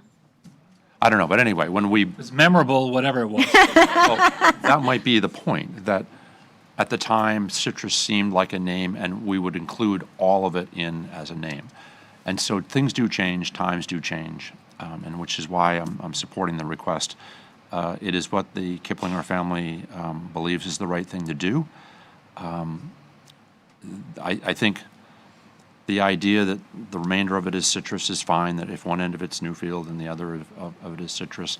I always wondered in Jensen where Green River Parkway came from. I never understood where that name popped up and why Parkway got aligned with Parkway, but it is what it is. I'm still supportive. I think there are times where we think that something is what it is or should be what it is, and at the end of the day, there are plenty of examples of, and two of them being Pomeroy and certainly Colorado and Cantor. I don't know which one came first. I imagine Colorado came first, and then Cantor, when it probably got built, became Cantor. I don't know, but there are certainly a couple examples of how roads don't connect by name all the way through. Thank you. Commissioner Jenkins. I agree with Commissioner Smith's comments and also feel it is appropriate and would support Mr. Kiplinger's vision by seconding Commissioner Smith's motion. Thank you. For my comments, would anyone that has not yet spoken on this topic look to address us on this topic? Please come forward. When you're done, sir, if you could, when you're done, if you could fill out a request to speak form. But for the time being, just state your name for the record, please. My name is Dan Brady, and I'm speaking as a private citizen. In support of the request to rename part of the Citrus Boulevard to Newfield Parkway. And by the way, 60 years ago, in between college semesters, I was on the crew that built Citrus Boulevard, and it was all citrus. It was just beautiful, but there is no more citrus out there. So, and with Commissioner Smith just said, we have a lot of names like Pomeroy and Market that don't meet up. So, and I've been on the trails out there, and it's absolutely gorgeous. So I'm in support of this. I think it deserves to be recognized. The only other name I would put on it would be Kiplinger Boulevard. Thank you. Thank you very much. Okay, my 2 cents, if you will. It's interesting, these commission agenda items, when I'm reviewing the information before the meeting. This was a relatively benign request for me. And now all of a sudden, when I get an opportunity to hear from my colleagues, which if you're not familiar, this is the only time that the 5 of us get to have this conversation publicly, it's interesting to hear people's perspective. Now, sitting on both sides of me, I have a lifelong Martin County resident and I have a lifelong Martin County resident. One is in favor, one is not. My perspective, and there was an email that I received from someone that said, I don't like the word parkway. It personally, when I first heard it, didn't really affect me one way or the other. I did have an opportunity to speak to Ms. Camblor and said some people are not interested in the word parkway. And she explained to me that, what she explained to us, that it is a roadway that leads to a park or through a park. And if you were building nearly anything else, I would think that that would be disingenuous. But when the project is going to have thousands of acres available to not just the residents in a gated community, to everyone. And I have had 2 opportunities, 3 actually, one to the little marketplace on the eastern side, and then twice on the western side. And then what Ms. Shepherd said about, the very expensive and complicated issue of wildfire maintenance, prevention maintenance. I had seen it in real life example of it happening out there to, go through that process, this very technical process. So as far as I'm concerned, Mr. Kiplinger, remember what I call it? I call it Knight's vision. Night vision is he picked the perfect partner for this because, and I know he went through lots of them. And my fear was that whoever came in would eventually forget what Knight's vision was and what we had all agreed to pretty much wholeheartedly, the whole community. It was for such a large-scale project, it was received very well. And I believe Mattamy is a great partner and is doing not only what Knight's vision was and is, but taking it above and beyond that to things that Knight and you had not thought of. So we've only had a couple of name changes since I've ever been here. And normally for me, they're controversial because if you live on a street that has a name, or if your business is on a street that has a name, you don't really want to change it, even if it's just the logistics of having to change all of your documents. There were 4 people, 5, I guess, on this road. I was very happy to hear Sands is a big portion of it, and I know that there was some back and forth, and it worked out well. The school district is neutral. Canopy Creek, which, let's remember, was originally part of Knight Kiplinger's property in the first place. And the rest of it is Knight's property, or now Mattamy and, the community's property. And I do remember one of the first things I did when I became a commissioner in 2008 is we had a ribbon cutting up on the north portion, like right at the northern county line for that section of the road. So it's not a 100-year-old section. North of Martin Highway to the county line is a dozen-plus years old. It's not if you had said we're naming it Newfield Parkway all the way down to the Arundel Bridge or something like that, or down sort of on its way to Indiantown, I'd be like, that's a no. This is your section. The people that would be affected said, okay. It's not a long time road, and I agree with Commissioner Hetherington that, the citrus vibe, but for the going forward, for the people that will live there, they want to arrive to their community on the road, in my opinion, that's named for their community. It does, I liked your comment, that it does feel like it's giving you a sense of, I have arrived at this place. So I would also support it. Any other comments from my colleagues? We have a motion by Commissioner Smith for, yes, and seconded by Commissioner Jenkins. All those in favor? Aye. All those opposed? Opposed. The motion carries 3-2 with you. Commissioners Hetherington and Hurd dissenting. Thank you very much. We're going to take one item before we break for closed captioning, and then we have, if I remember, a 10:30 preset that we will come back for, which is a Brightline update. Ms. Gordon, we're going to take the B and C number 1, Neighborhood Advisory Committee appointments. Has everyone turned in their voting slips? Yes. As has happened in the past, this was one where I was very pleased to see a lot of people apply for the different positions. I read all of their applications and resumes thoroughly. It's up there, Donna. And a lot of really high caliber people looking to participate. If you were not selected this time, please apply for something again. Ms. Gordon, you are recognized. Thanks. Donna Gordon for administration. Looks like, okay, no ties. Golden Gate, unfortunately, we need 2 people, but all 3 applicants are within the mile, and there's already 1 person on the committee that's within the mile. So there will still be a vacancy, but Mrs. Rebecca Hartman received 5 votes. Old Palm City, Mr. Robert Corbett received, well, he didn't really need you all to vote technically because he was the only applicant that was not within a mile. And it was then between Mr. Mike Surley and Mr. Mike Daughtry, and Mr. Mike Surley received 5 votes. Searle. Searle, sorry, I always get that wrong. And for Rio, Ms. Deborah Harsh, the incumbent, received 3 votes. Commissioner Smith. Mr. Chairman, move approval of Ms. Hartman, Mike Searle, and Ms. Harsh, And And Robert Mr. Corbett. and Mr. Corbett. Second. Thank you. We have a motion to accept the staff's tabulations of the vote by Commissioner Smith, seconded by Commissioner Hurd. All those in favor? Aye. All those opposed? The motion carries unanimously. We'll take a break and we'll return at 10:30 for our preset. Thank you very much.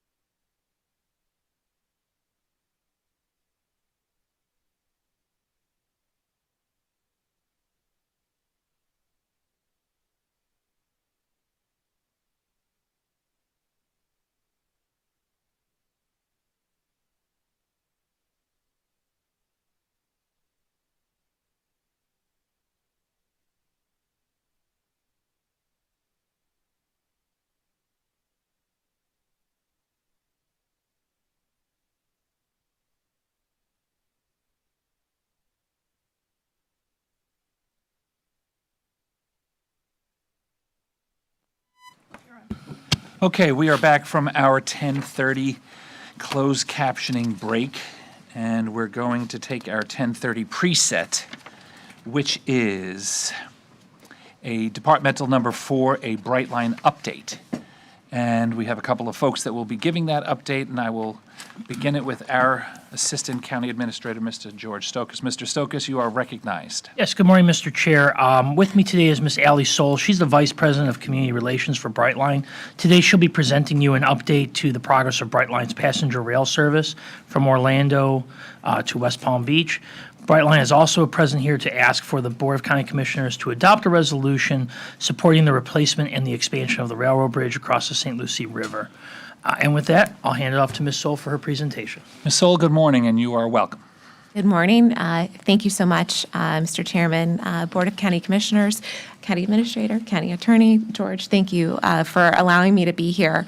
So as you said, I'm going to give a brief update on Brightline's activities to date, and then talk a little bit about the work we've accomplished and the work we still would like to do within the county. So we reached substantial completion on our construction of Phase 2 in June, a few months ago.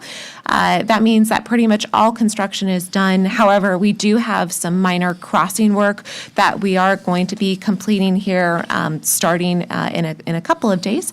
824 through 830 we'll have Southeast Cross Rip Street, Seward Street, and State Road 818 will be done. We worked closely with county staff. They provided suggestions for the MOT, which have been put into place. What you will start to see shortly hereafter is our crew certification and our simulated service demonstration. And essentially, once we're done with construction, we cannot just flip a switch and start service.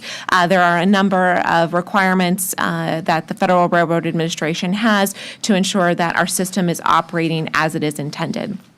And then we will be excited to commemorate the launch of service. I'm sure one of the questions will be, what is the date?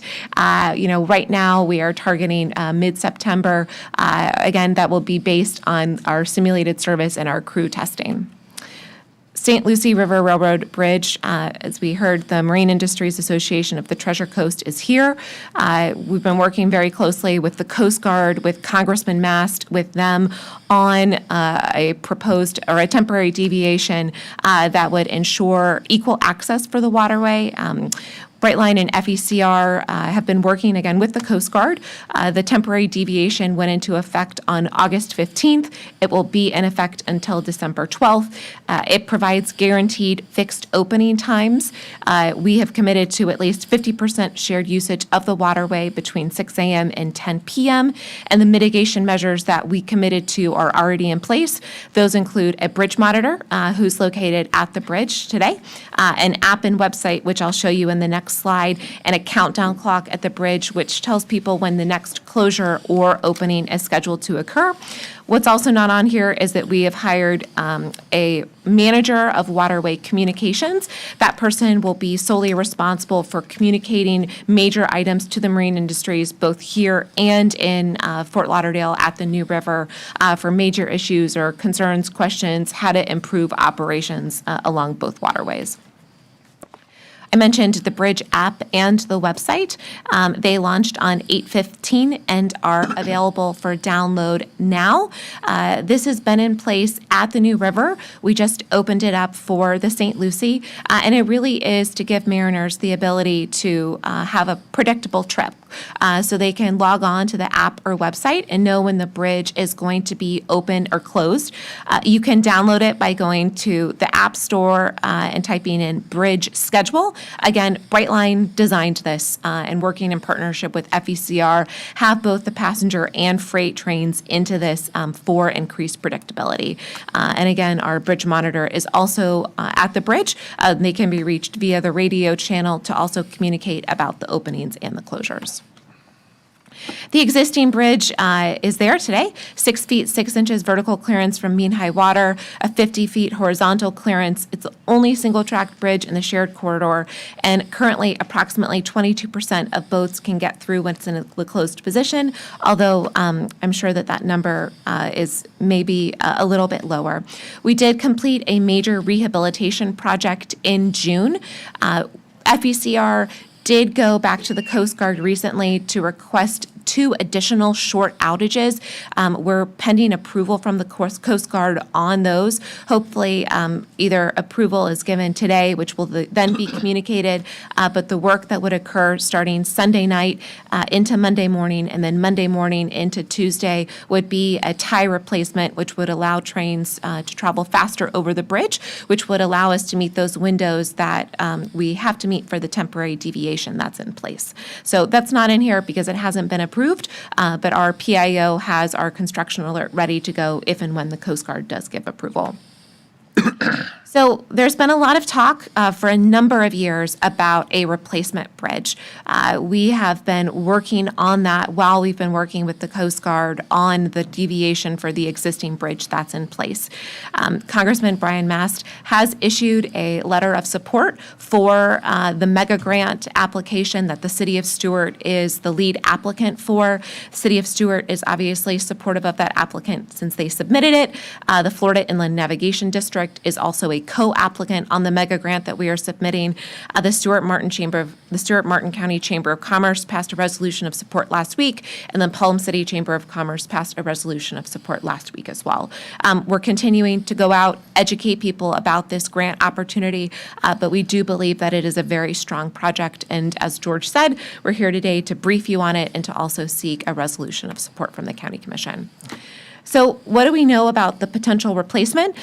We funded a scoping study that was completed in June. And basically, we had a number of criteria that had to be met as we look toward a replacement bridge. Obviously, that includes no impact to downtown Stuart crossings. The vertical clearance has to be as high or higher than the old Roosevelt Bridge. An increased horizontal clearance. Today, we hear that the bridge actually gets rubbed by some of the larger vessels that are moving through the channel. A double track capacity, so the bridge can be used for both freight and passenger train. And then again, the dual train use. So these key benefits are substantial for what this proposed new bridge would be. It would expand it from a single to a double track. It would increase the vertical clearance from 6 feet 6 inches to 16 feet. It would expand the horizontal clearance to 90 feet. And with the limited vessel study that was done a couple of years ago, more than 90% of marine traffic would be able to pass when the bridge is closed. It would also align with other bridges to simplify navigation and improve safety through the channel, which you can see on this diagram. So if you look in front of you, we have the existing movable span. That bridge would eventually be demolished after the new bridge is constructed. We do have a very aggressive timeline that I'll go over on this bridge. It's about a 48-month timeline for design, permitting, and then construction. And then the demolition of the existing bridge would take an additional 3 months after that. So it would be about a 51-month total time frame. And again, I talked about the opening would line up within the channel to increase safety and ease of traversing the waterway. The bridge has not been designed, so this is more like a ghost image, if you will, but it's a great image to demonstrate the existing clearance, which is in red, compared to what would be the new clearance for a new bridge that would be built in the area, both from a vertical and a horizontal standpoint. So what are our next steps? We have two active grant or funding request applications pending. The first is a Florida Department of Transportation Strategic Intermodal System application for dollars. The second is the mega grant opportunity that I mentioned, which the City of Stuart is the lead applicant in partnership with the Florida Inland Navigation District, Brightline, and the Florida East Coast Railway. And again, an anticipated schedule is about a 51-month duration, which includes that 3-month demolition of the existing bridge. That would start if the funding awards are successful. We do expect the mega grant would be announced and awarded in the first quarter of 24. Work would start, and then again by Q1 of 28, we would be getting through to construction. Again, it's aggressive, but we believe that being aggressive and identifying funds that exist, now is the time to act and to move forward on a bridge that, frankly, the community has been talking about for so long. The opportunity is right in front of us, and we want to be successful and to go at it. Short and sweet, and happy to answer any questions. Why, thank you very much. Questions for Ms. Soul? I was almost, we'll go with Commissioner Hurd. Yeah, what is the amount of the mega grant that you're applying for? So the total project cost is about $218 million for the entirety of the bridge, you know, the multiple parts, the design, construction of it. The mega grant amount is about $130 million that we're seeking from the federal government. So what portion is Brightline contributing and what portion is FEC contributing? Yeah, so infrastructure projects such as these typically look to maximize the federal amount first, and then the remaining portion of that would be split between a state and a private contribution. We are in an active grant process, so I'm not going to get into specific percentages at this point, but there obviously has to be a Brightline and an FECR contribution. By the time we even get to grant award, Brightline will have spent several $1 million just in pre-design. We've already spent several $100,000 for the scoping study. So this is definitely something that we're invested in and believe will be of benefit to everybody in the community. I have very little interest in burdening the taxpayers with additional funding for this private enterprise expansion. I recognize that the bridge needs to be replaced. It absolutely does. But I'm not interested in the taxpayers paying for it. And also, we have, with our MPO, we have a top FDOT SIS project that it seems to me this would compete directly with, and that is the widening of 710. And I certainly don't want to see that taking a back seat to this project, this grant application. And also, I'm concerned about your claims about the vertical clearance increasing from 6 feet 6 inches to 16 feet, just because I don't understand how you could do the grade. I would be more than happy to schedule a meeting with Scott Gammon, who is our PE project engineer on this, so that he can walk you through it. But we've done initial work. We've hired Hardesty in Hanover, which is actually the entity that designed the bridge that's in place. They're, you know, an older firm that specializes in bridges. And I can assure you that the scoping study that was completed has that 16 feet being viable. So again, I'm happy to... Where do you start the incline to get 10 feet, whole feet in the center? I'm happy to schedule a follow-up meeting to go over that with you. Okay. Thanks. Commissioner Heatherington. I just had a couple questions. On your initial slide, you mentioned some of the supporters of the resolution. Congressman Mast was certainly one of them, and you mentioned federal. Is Congressman Mast willing to support, you know, a federal grant application? Congressman, I can't speak for the congressman, but what I can say is he submitted a letter of support for the federal grant application that was put in. We would need that for those federal funds, I would imagine. And then as far as state funds, you mentioned DOT. Those federal funds, I imagine, are going to have some kind of match. So then has the state, other than DOT, committed any funding? So there's, again, an active strategic intermodal systems application pending. You know, we continue to speak with the Florida Department of Transportation. But that's DOT, right? So we would need maybe some legislative appropriations. The way we're looking at this is strictly maximizing, again, the federal grant allotment, and then seeking some straight SIS dollars. To match them. And then working through a private sector investment in the project. And then would you ever anticipate that Martin County would have to contribute? I mean, I recognize we need a new bridge. Would you ever, though, anticipate that Martin County would need to provide any funds for the bridge? I'm here today looking for your support, not a commitment to fund. Okay. Okay, we have one request to speak form, and if anybody else after this first gentleman would like to speak, you can come forward, make your comments, and fill out a form afterwards. Our first request to speak form is Mr. Tom Whittington. Sir, welcome. Thank you. Mr. Chairman, Board of County Commissioners, staff, Ms. Soul, I am very pleased to be here today. Tom Whittington, I'm president of the marine industries of the Treasure Coast. I am joined here today by many fellow association members, friends, colleagues. We are all here to speak in support of the St. Lucie Railroad Bridge to support the railroad and the marine traffic. Our association and many other statewide marine associations have joined with Congressman Mast to be at the tip of the spear in monitoring, bringing forward the important issue that's in front of us today. The realities of navigating this challenging and important passageway are that really we are the end users and the subject matter experts. For that reason, we are coming here today to be part of the present, the middle part, the during, and the after part of this process. We want to be part of the design phase, the construction phase, and the operations afterwards.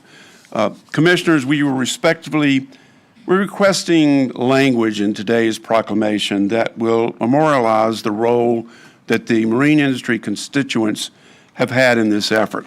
Now, I have a few specifics we'd like to provide, and they're, I think, invaluable insights into the services that we can offer. Contributing in the comprehensive study of a vessel traffic at the rail and A1A bridges, informing the design of an unrestricted and efficient bridge that will provide for maximum height clearance, as well as for minimum delays in its operation to accommodate taller vessels. By helping to communicate and coordinate with the marine community to provide essential updates and protect boater safety. By advocating for an equitable operation plan that upholds navigation rights once the new rail bridge is completed and the schedule is set. As we prepare to request and spend millions of taxpayer dollars on a new bridge, it is incumbent on all of us to create something that will last us another 100 years. I believe the best way to do that is for the individuals and industries that are involved in the navigation of these waterways have not only a seat at the table, but a seat close to the head of the table. Thank you very much.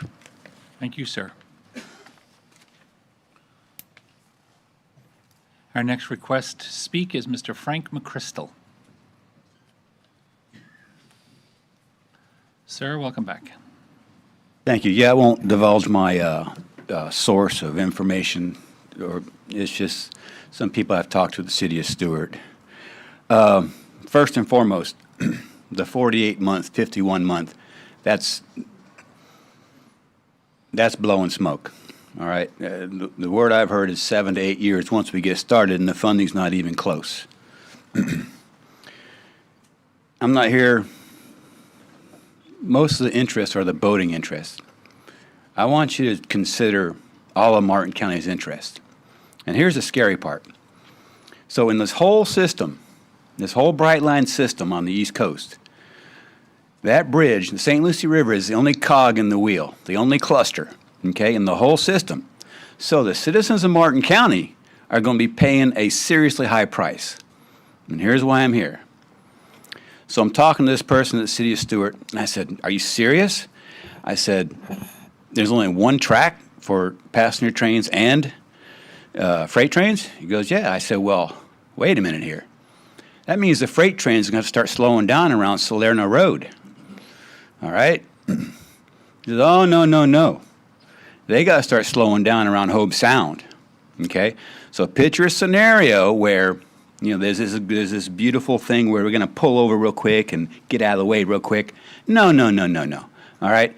Every intersection, every railroad crossing in Martin County is going to be affected by freight trains doing 20 miles an hour when it has to happen. Okay? So again, in the whole system, we are going to be paying the price for at least a long time. So I would ask Brightline to A, pay for the bridge, and B, maybe consider not even coming this way until you have this cog in the wheel taken care of. All right, thank you. Thank you. Our next request to speak for him is Mr. Scott Watson. Good afternoon. Thanks for the opportunity to speak today. My name is Scott Watson, for the record, here representing the Indiantown Marina and the marine industry at all. One factual issue is that a 16-foot clearance on a new bridge, we need a new bridge, obviously, but a 16-foot clearance will nowhere near allow 90% of the vessels to pass. There would be 90% of the vessels that wouldn't be able to pass that go to Indiantown Marina, probably 95% of the vessels that go to Indiantown Marine Center, Willis, Riverwatch, so on and so forth. But with that said, we're asking for a seat at the table in the design process and, more importantly, the operation schedule of a new bridge going forward. Obviously, we've been involved in the discussions of the existing operating schedule, which we need to be fair and equitable so that vessels can navigate in a reasonable time period. Well, that would also apply to a new bridge. And as I just stated, most of the vessels that come to the marina and marine industries west of the bridge now would still need the bridge to open. Even the new bridge is 16-foot clearance.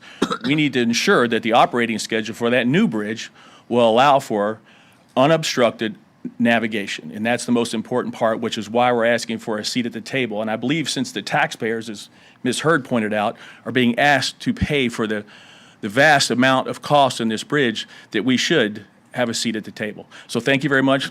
Thank you, Scott Watson. Thank you. Sir.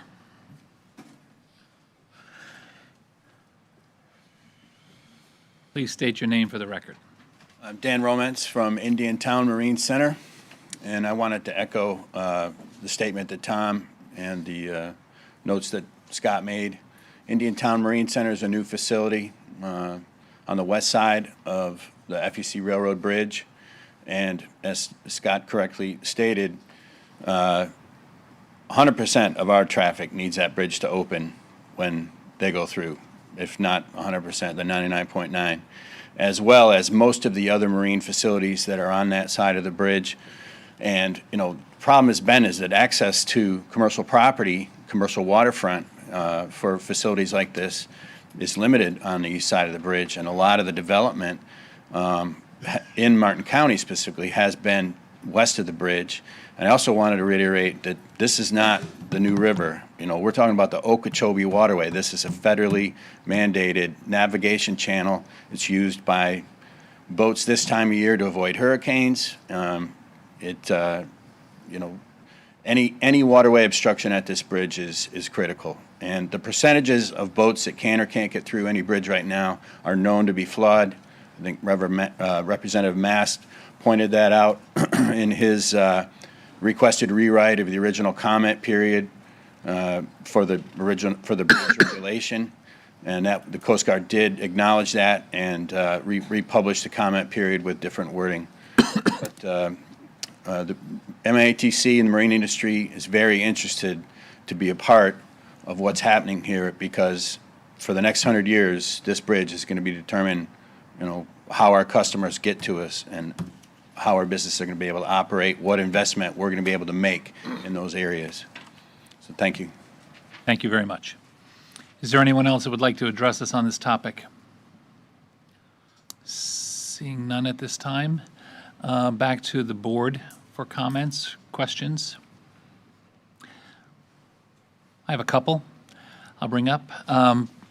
First off, Ms. Soul, thank you for the update. The app that you had mentioned a long time ago, I'm happy to hear that it is up and now running, but that I wasn't aware. I don't have a boat, but I wasn't aware. May I make a suggestion for your PIO or even for our staff that there'll be a sign on both sides of the bridge opening so that folks that are in that area on boats, unfamiliar with an app, can know that that's an option. That's exactly where they would need to see it. And if we're doing that, I would also put, with our approval from our staff, that same advertisement or sign, informational sign at our boat ramps, especially in Palm City. And then if marinas are willing to put up a sign that the Brightline is willing to pay for and supply, I think information for anybody that is leaving marinas west of the bridge, I think that tool, you know, it's not the solution, but it at least will offer information In terms of the percentages of how many people can fit under the existing and the proposed, I leave that to the experts. You all on the bridge side and our highly capable folks in the marine industry. I know that if you take that percentage and lower it, these gentlemen are representing much larger scale boats. A big portion of our, marine industry in Martin County is something that we tout all the time. So their voice resonates very loudly with the five of us and the community. So I think it's important that they do have, as not only the representatives of the marine industry and the commercial portion that brings to us, but as our representatives on the board, because, some of my colleagues own boats, I believe, or are out on the waterway. Some of us don't. But we rely on the information that we hear from our local experts. So I would like very much that they have a seat at the table for the planning, the construction, and the operation of a new bridge. Now, in terms of who pays for it, obviously it's easy to say Brightline should pay for it completely by themselves. And if that were the case, we will never get a new bridge because you would have to use all of the profits. I'm not an expert on your profit and loss sheet, but I would assume there's not $208 million in a escrow account somewhere waiting for you to pick up the full tab of the bridge. That being said, and I've made this point a couple of times, especially to Congressman Mast, who I think has done a remarkable job of representing his constituents here, both constituencies, the marine constituency, but also the vehicular traffic contingency, which it's sort of like a catch-22. If you open the bridge up a lot for marine, then it's blocking some of these long trains, both freight and passenger, will be blocking traffic crossings. So we don't need that. So there will be a fine balance of how that works out. So Congressman Mast has done a remarkable job of informing the public. I've been to many of his presentations. The marine industry has been at those presentations. Your group has been at those presentations, and I appreciate that. But from my perspective is this. Whether Brightline never became an idea at all, if it was never discussed to do passenger high-speed rail, our bridge over the St. Lucie is 100 years old.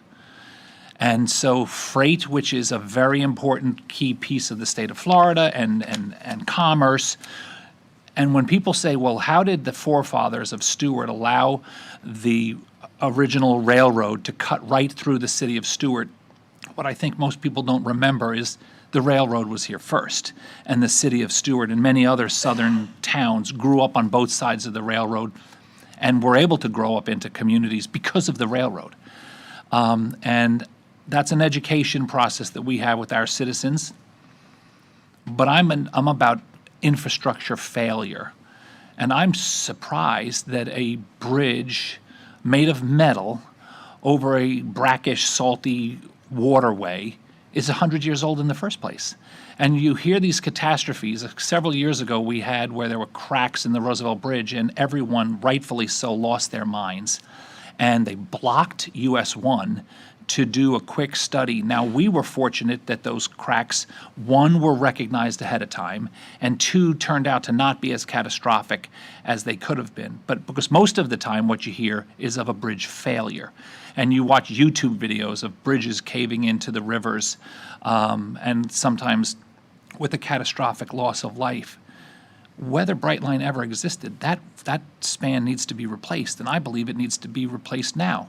The good news is that Brightline does exist, and you've spent millions of dollars researching a process of replacing that bridge, obviously for yourselves, but for all of us as well, because if you weren't spending that money, the money would have been spent on our side. So every dollar that comes from your private corporation is an extra dollar that we're not having to spend. And when I say we, I mean all taxpayers.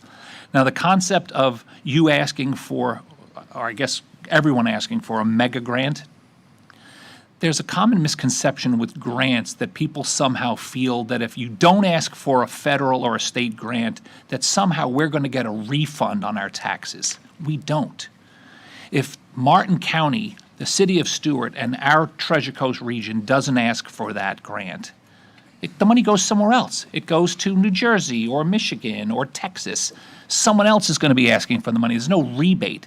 So we pride our staff on identifying and applying for grants in every category, and we do a remarkable job at collecting that money.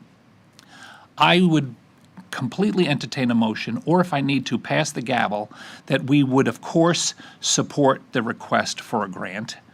The Marine Industry Association came forward and said that they're on the same page with you. Brian Mast, who I'm sure not that long ago was not on the same page with you. City of Stewart, the rest of us, the chambers, we all understand that it's important. I do, because we need to replace the bridge before it caves in on itself and someone gets hurt. And when it does, they're going to come with it, and I'm not an engineer, but I would guess that they'll come with a temporary span that doesn't go up and down to get they're not going to stop all southern freight back to Fort Lauderdale and Miami.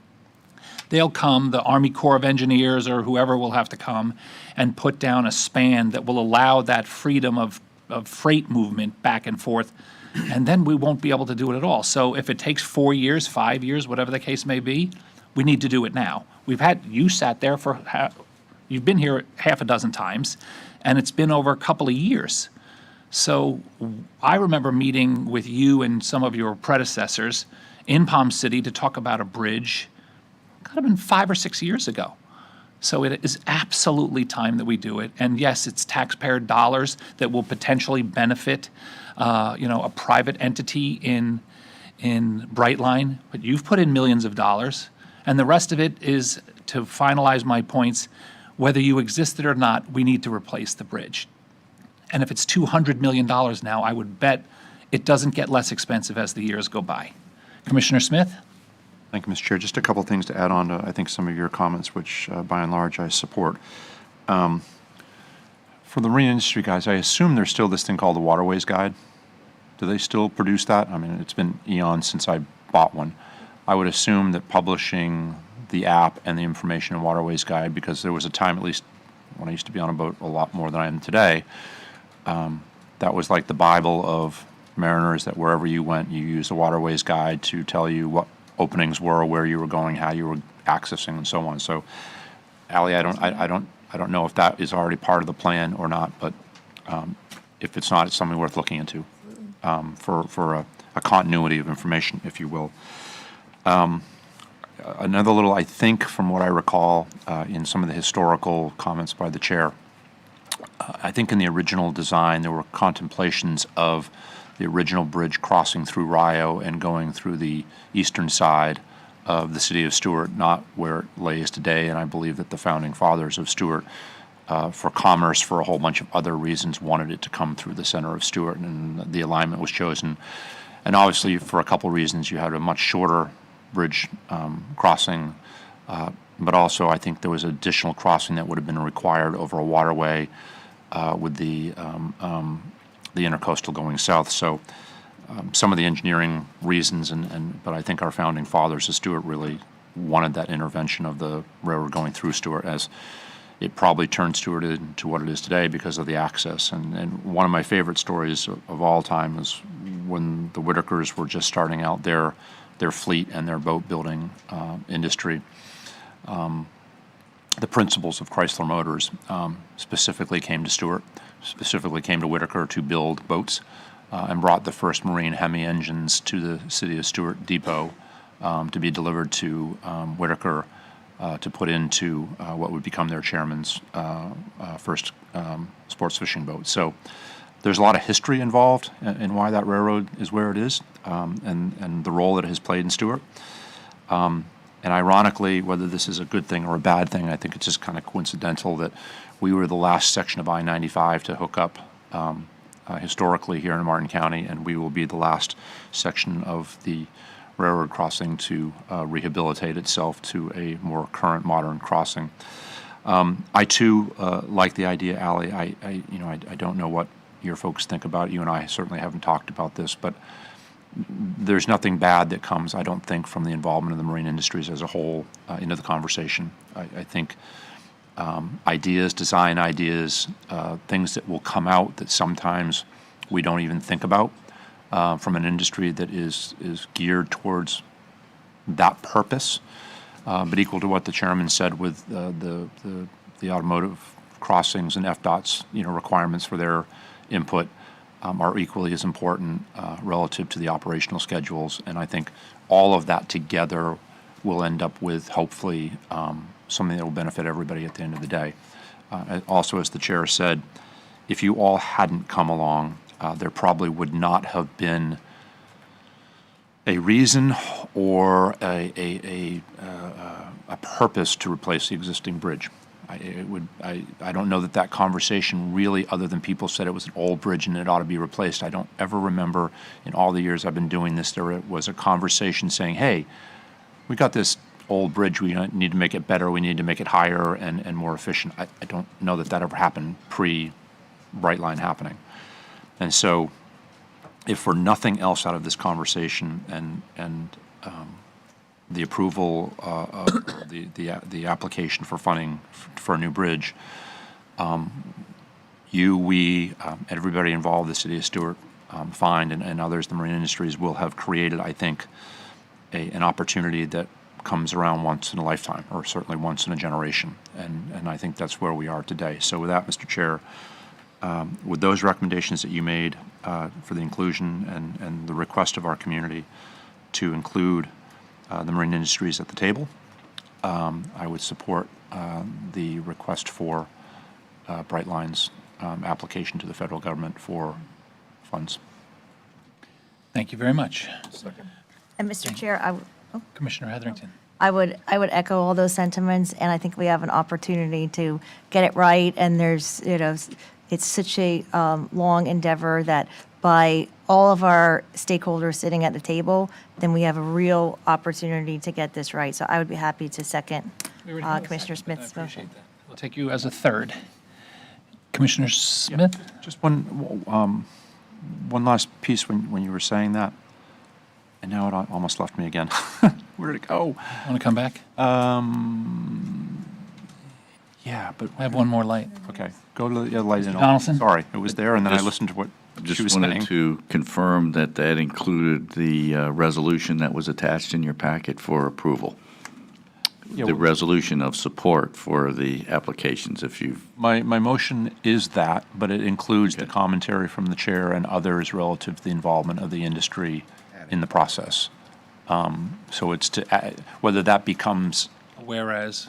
a whereas clause or it's an addendum to the resolution, it needs to accompany the resolution so that in record, it follows in history that if anybody actually wanted to look it up in time, it would be there, as things sometimes get forgotten years. But now I'm speaking of years. I had a stream of consciousness come back. Ally, on the timeline for actual construction, whatever, is there anything that is needed? Is there anything that we should be doing to facilitate expediting the process? Do you mean by permitting? Permitting, design, anything that's required of the federal government, and whether it's 5 years, whether it's 7 years. When we were doing the Veterans Memorial Bridge years ago, there were things that we did. We inserted ourselves into the process to expedite wherever there was the opportunity to expedite.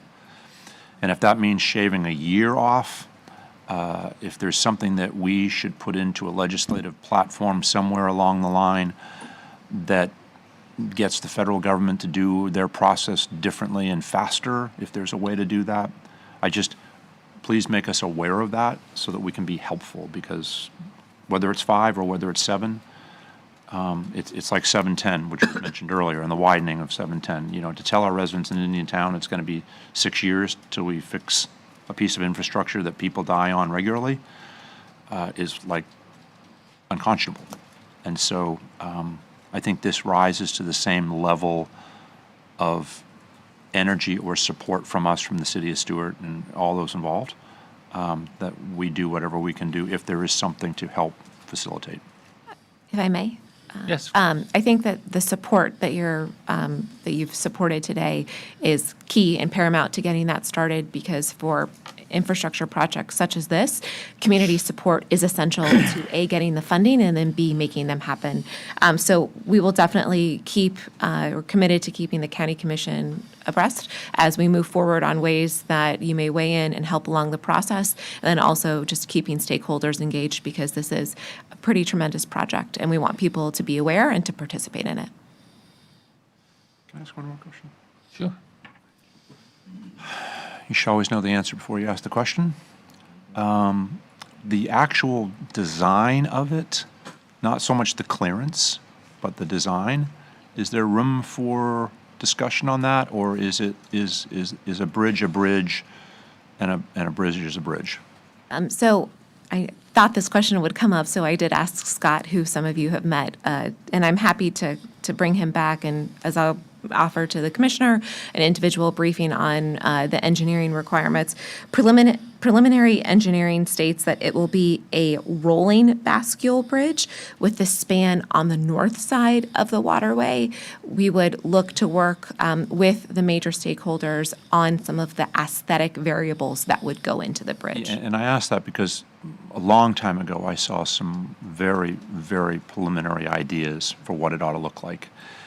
And I think when you have a generational decision that is something that will be here for 100 years, hopefully, it lends itself to doing something architecturally more creative than just a bridge is a bridge. It's not that the new bridge, I said the new bridge, the refurbished bridge down in Jupiter doesn't look beautiful, all repainted. It's up so you drive by it when you go on Old A1A. But there is, hopefully there's the opportunity for the industry and others to at least engage in that conversation if there's room for that engagement. Thanks. Ms. Woods. Yes, Mr. Chair, Sarah Woods, County Attorney. I've got some proposed language provided by the Marine Industries Association. If I can read it, this would be the proposal to include this into the resolution.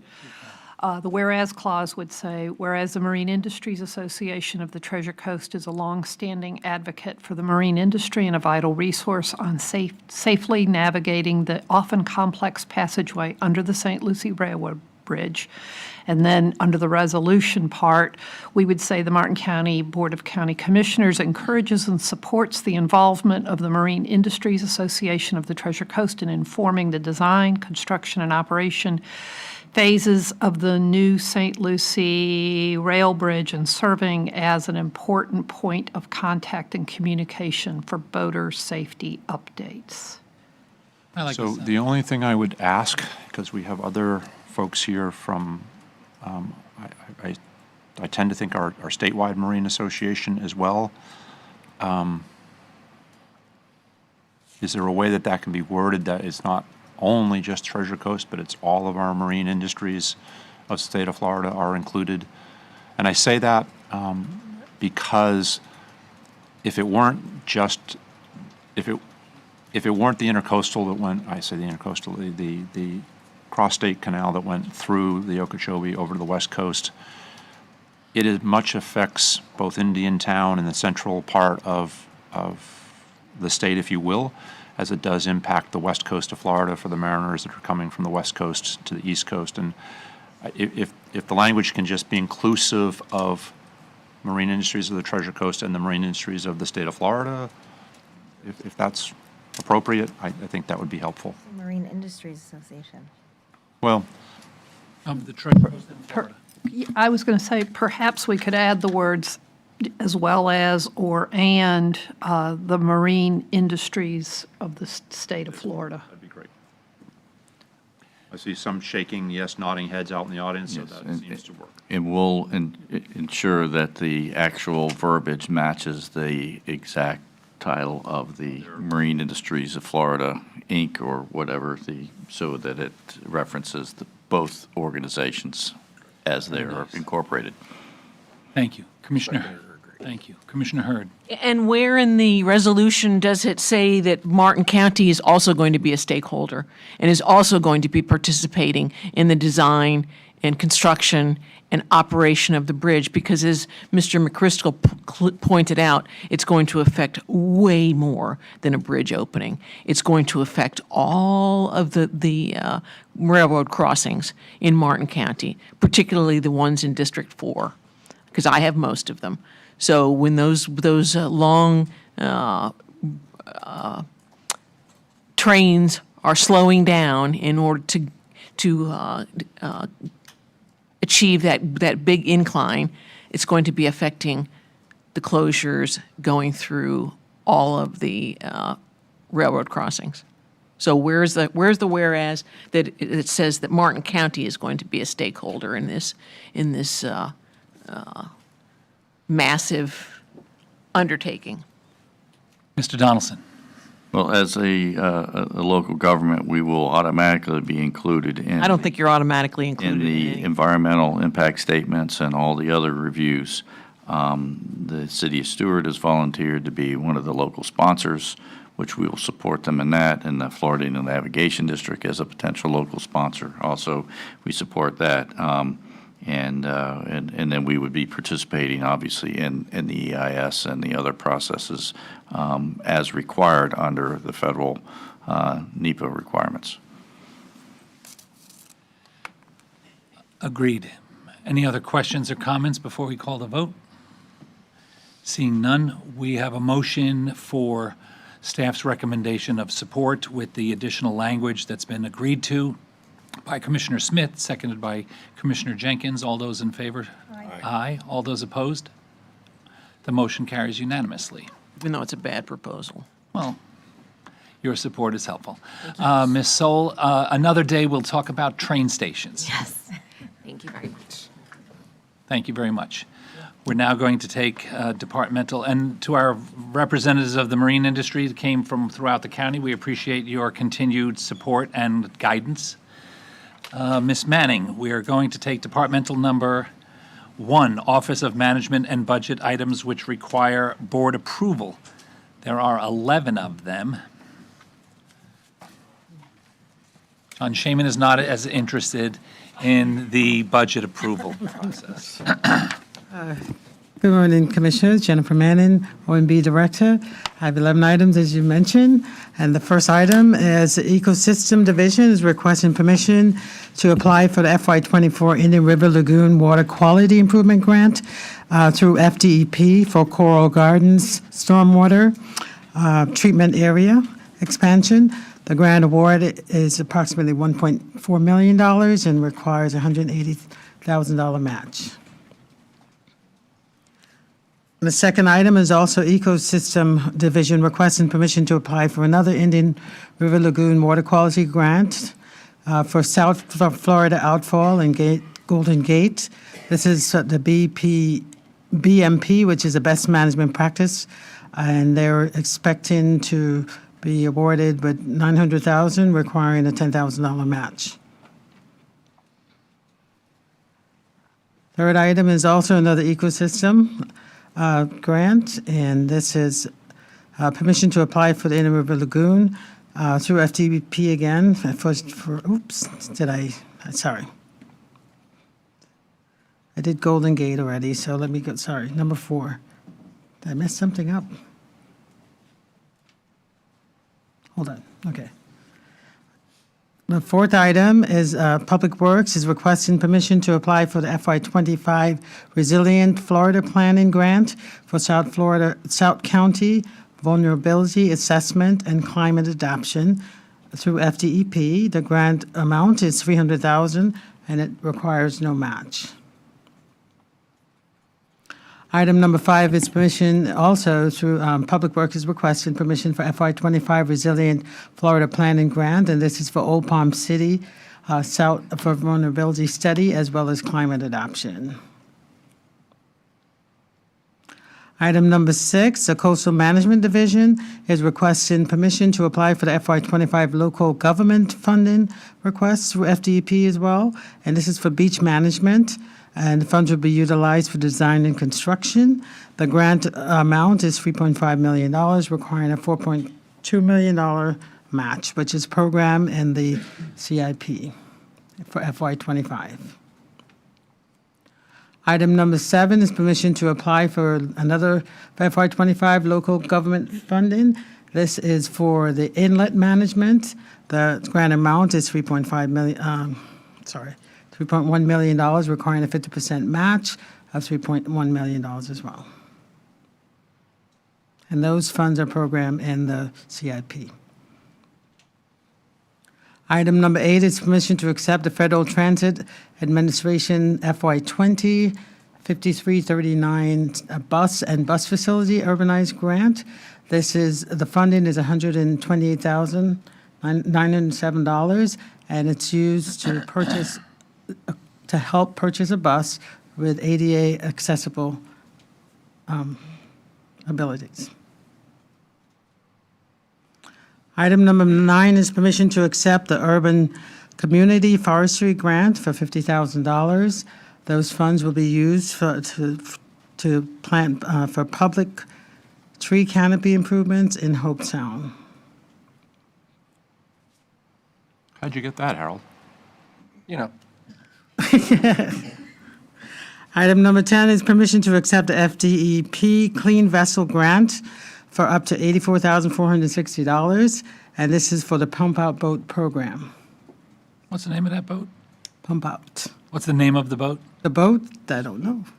What, Mrs., oh, you were going to get me on that one. I wasn't sure what the boat was. Okay. The final item is requesting approval of a budget resolution to allocate funding for the FY24 Transportation Disadvantage Grant for MPO in the amount of $24,540. And that concludes my presentation. Thank you, very well done. Commissioner Smith. Just a thought, Dawn, and this isn't a Jennifer thing, but it just thought about it as you're going through the different items. Items 1, 2, and 3 were John Mayall's stuff. It would be great, I think, when we have these water quality grants that we're going for or awarding, to then follow up as sort of soon thereafter with a presentation on what they're actually going to do and what we have done with them or what we're matching them up to, just so the public can constantly see. I remember a few years back when we had a speaker come forward and he was talking about Old Palm City and a project we were doing out there. And his quote was, "That's a great project, but now you just need to do a whole bunch more." Well, there were 40 some other projects we had done, but we don't advocate enough or we don't boast enough about them. And so I think we take this kind of an opportunity when we're applying for something and explain it. Not that your budget request isn't explaining, it's just do a presentation of what does it look like, what does it really do, so the public can see that. And then, kidding aside on the tree grant, Harold, if you could work on Green River Parkway for me and get the same grant, I would love to have some trees on Todd and Carly do an outstanding job. on Green River Parkway, so. With that, I would move approval of all the various items. Second. Thank you. Speaking of Mr. Mail, I was listening to NPR the other day, and they had a whole report and story on different issues with green algae coming out of the lake, and where does that green algae come from? And their expert was our own John Mail. So I was like, hey, I know him. So well done. People are listening. We have a motion by Commissioner Smith to accept the 11 items in the departmental number 1, seconded by Commissioner Heatherington. All those in favor? Aye. All those opposed? The motion carries unanimously. Thank you. Thank you so much. Departmental number 2, contracts that meet the threshold for board approval, $1 million or greater, presented by Palm City's own Christy Brotherton. Good morning, Christy Brotherton, Chief Procurement Officer. I have one item for your consideration today. It is a continuing services contract for countywide fencing. This contract has a maximum not to exceed value of $1,750,000 with a maximum not to exceed term of 5 years. Staff is recommending that the board award the contract to 5 vendors, which are A Great Fence, Daniels Fence Corp., Gomez & Son Fence Corp., Martin Fence Company, and the Fence Experts of the Treasure Coast. Staff is also asking that the board authorize the county administrator or designee to execute all documents related to this request. And that concludes this item.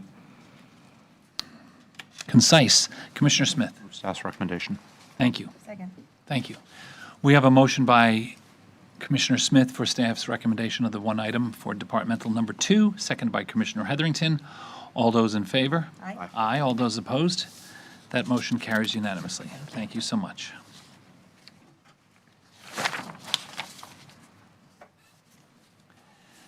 Our next item is departmental number 3, a market analysis and adjustment for position of county administrator and county attorney. It'll be presented by Mr. Matt Graham and company. Mr. Graham, welcome. Thank you. Good morning, Commissioners. Assistant County Administrator Matt Graham. With me today is our new Director of Human Resources, Heather Dayan, and our Deputy Director of Human Resources, Tangi Grimm. We're here today for your review and consideration of a salary adjustment for our county administrator and our county attorney. Their employment contracts call for annual reviews, and that must take place within 60 days of their contract, which was executed in July. So that's why we're here before you today. One of the things that we did about 6 years ago was hired Mrs. Grimm here with me today, and one of her roles is to review all the positions in the county and make sure that we're not only competitive in the market and making sure we're staying within the market, but also looking at our internal compression. And compression occurs when you have employees that may have been here for years, and you bring in a new candidate, and that new candidate's requesting a higher salary. And in order to bring them in, you know, there's times where we may have to pay that higher salary. So the person that's been here for years is now making less.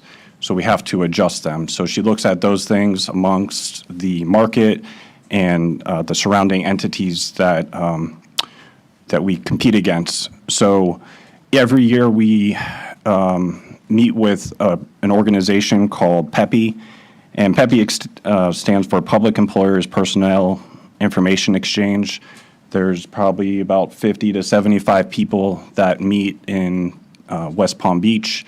We all compare data, and at the end of it, we get a report that takes several months to collect, and we are able to look at the salaries and the benefits that are offered from various entities in the surrounding area. So, as I said, you know, we look at the market as well as location and population size, and based on our county administrator and our county attorney, the county administrator's salary, the market analysis showed about $270,000. Our request of 12% is below that.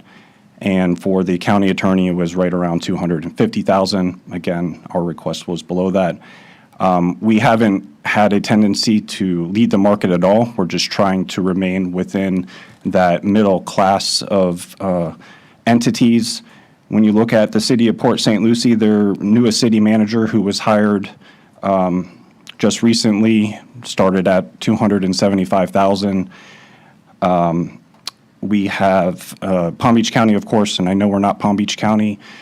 In 2022, she got a 15% increase from $307,000 to $353,000. So we have that. We have Palm Beach Gardens, well over $300,000 as well.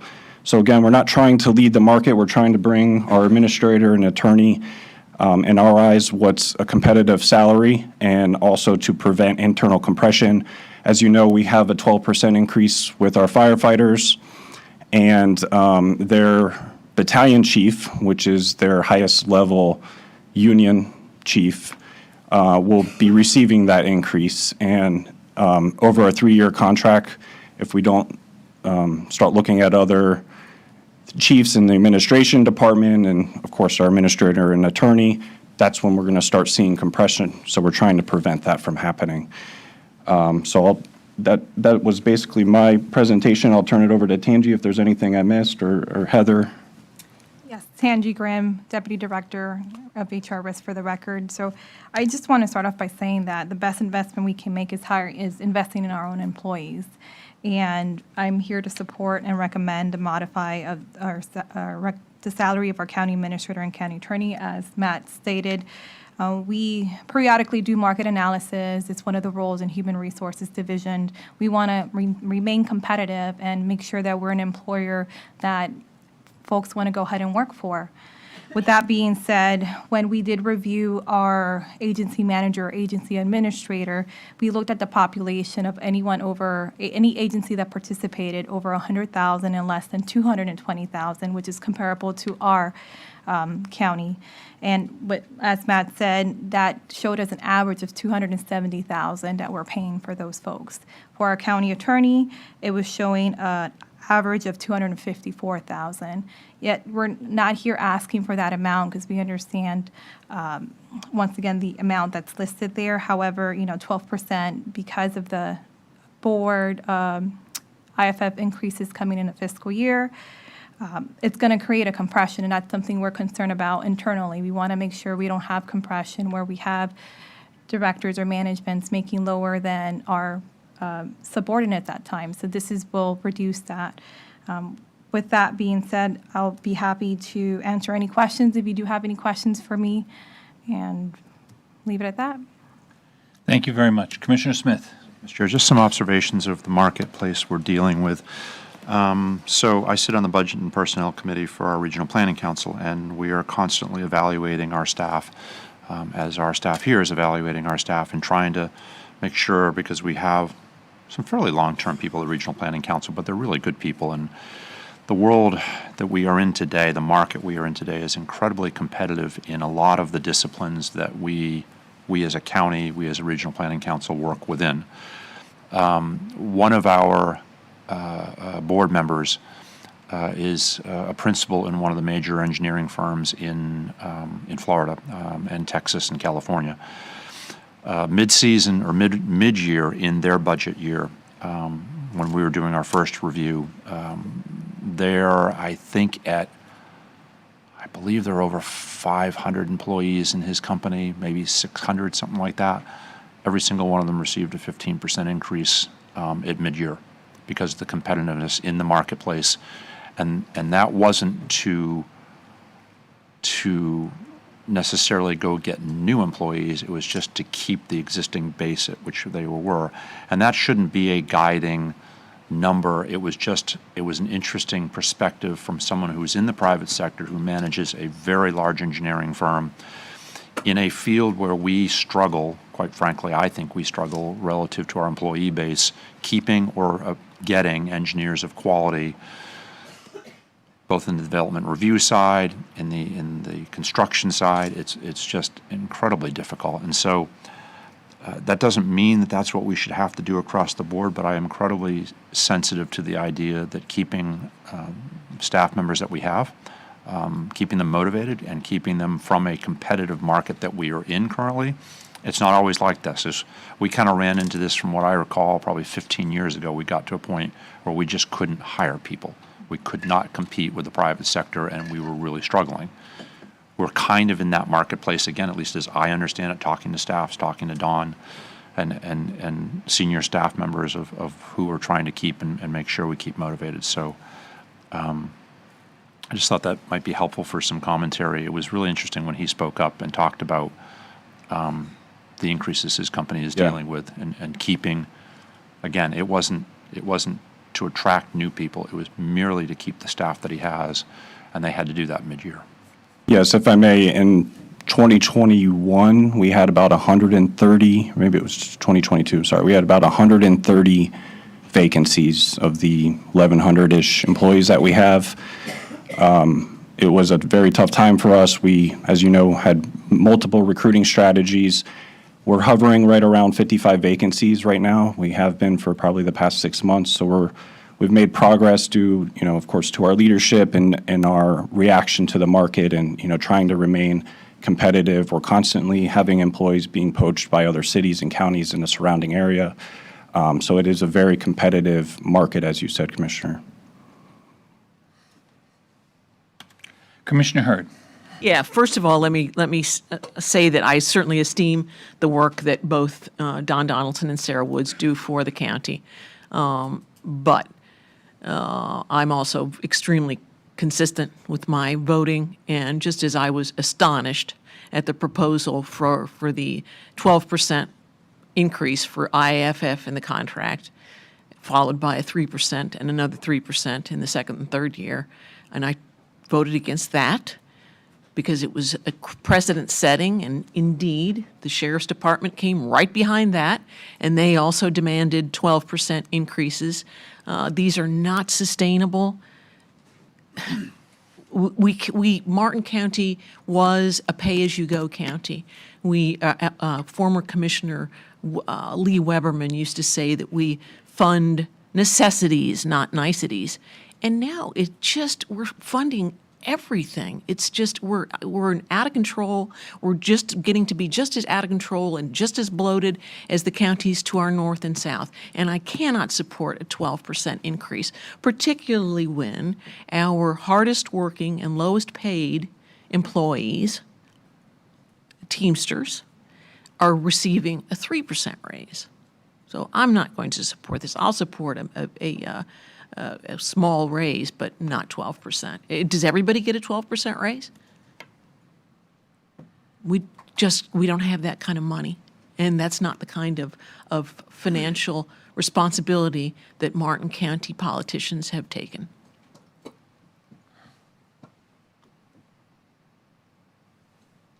Commissioner Heatherington. Yeah, in 2021, we did a market analysis, right? Taryn was here, and the administrator and county attorney was significantly, I think, out of line with surrounding counties. So we did a bump of 15% and 12% in 2021 to bring those positions in line with our surrounding counties, right? From 190 to 219, I think, for administrator, 180 to 202.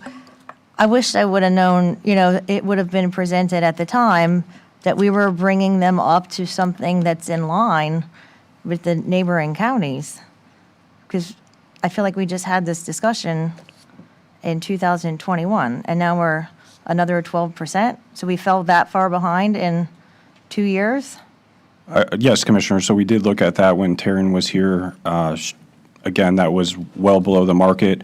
We were very conservative with that request at that time. I don't believe the administrator at the time, wanted to ask for a significant increase more than what we had asked for at that time. But yeah, around that time, it was still around the mid 200s for a salary for the administrator. I wish we would have just addressed it at the time, because I don't think because of the firefighter contract, we should be 12%. I think we should have done the market analysis. I support an increase, 100%. Respect the heck out of both of you. And someone said earlier, if it was based on performance, I would give you a 20% increase based on performance. I just think we can't afford it in this particular budget. I would just rather see an increase, but less of an increase than 12%.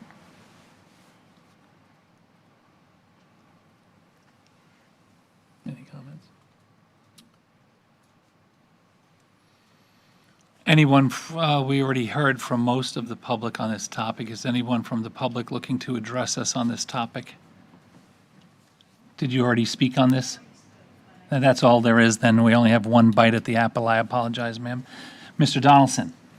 So, these discussions, obviously having a discussion of raise with anybody in a public forum, especially in Martin County, is never a particularly easy thing, but it is what goes with the job. So I think it was important for me to certainly mark it as a challenging issue that we're all dealing with, and as your leader of the organization, it's been one of our biggest challenges is dealing with simply the changing conditions that we're all experiencing.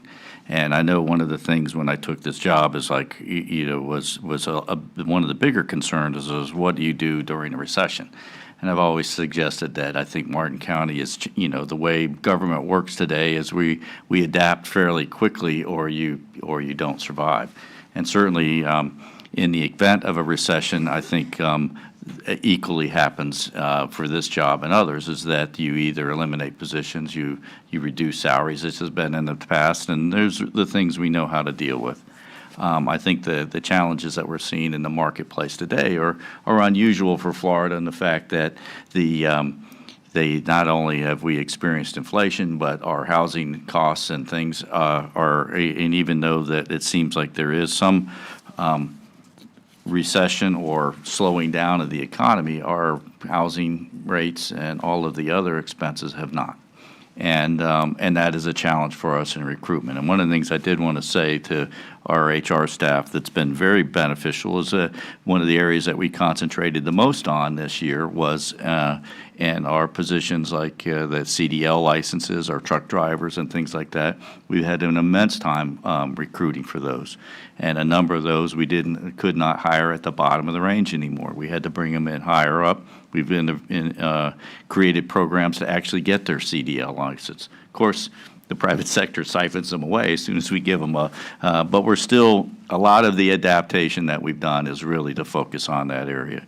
Certainly coming in with an agenda item to talk about me in particular as your leader, I'm most proud of the things that our staff do, and I'm not one to simply parade all of, quote, my successes, but I think the fact that we have over $85 million, 150 grants that are in our staff are doing, and we talk of all of our staff, John Mayle and Public Works and our libraries and our utilities department are all very much significantly bringing in a revenue to help this county achieve all of the goals we want, which is everything from environmental restoration, public safety, and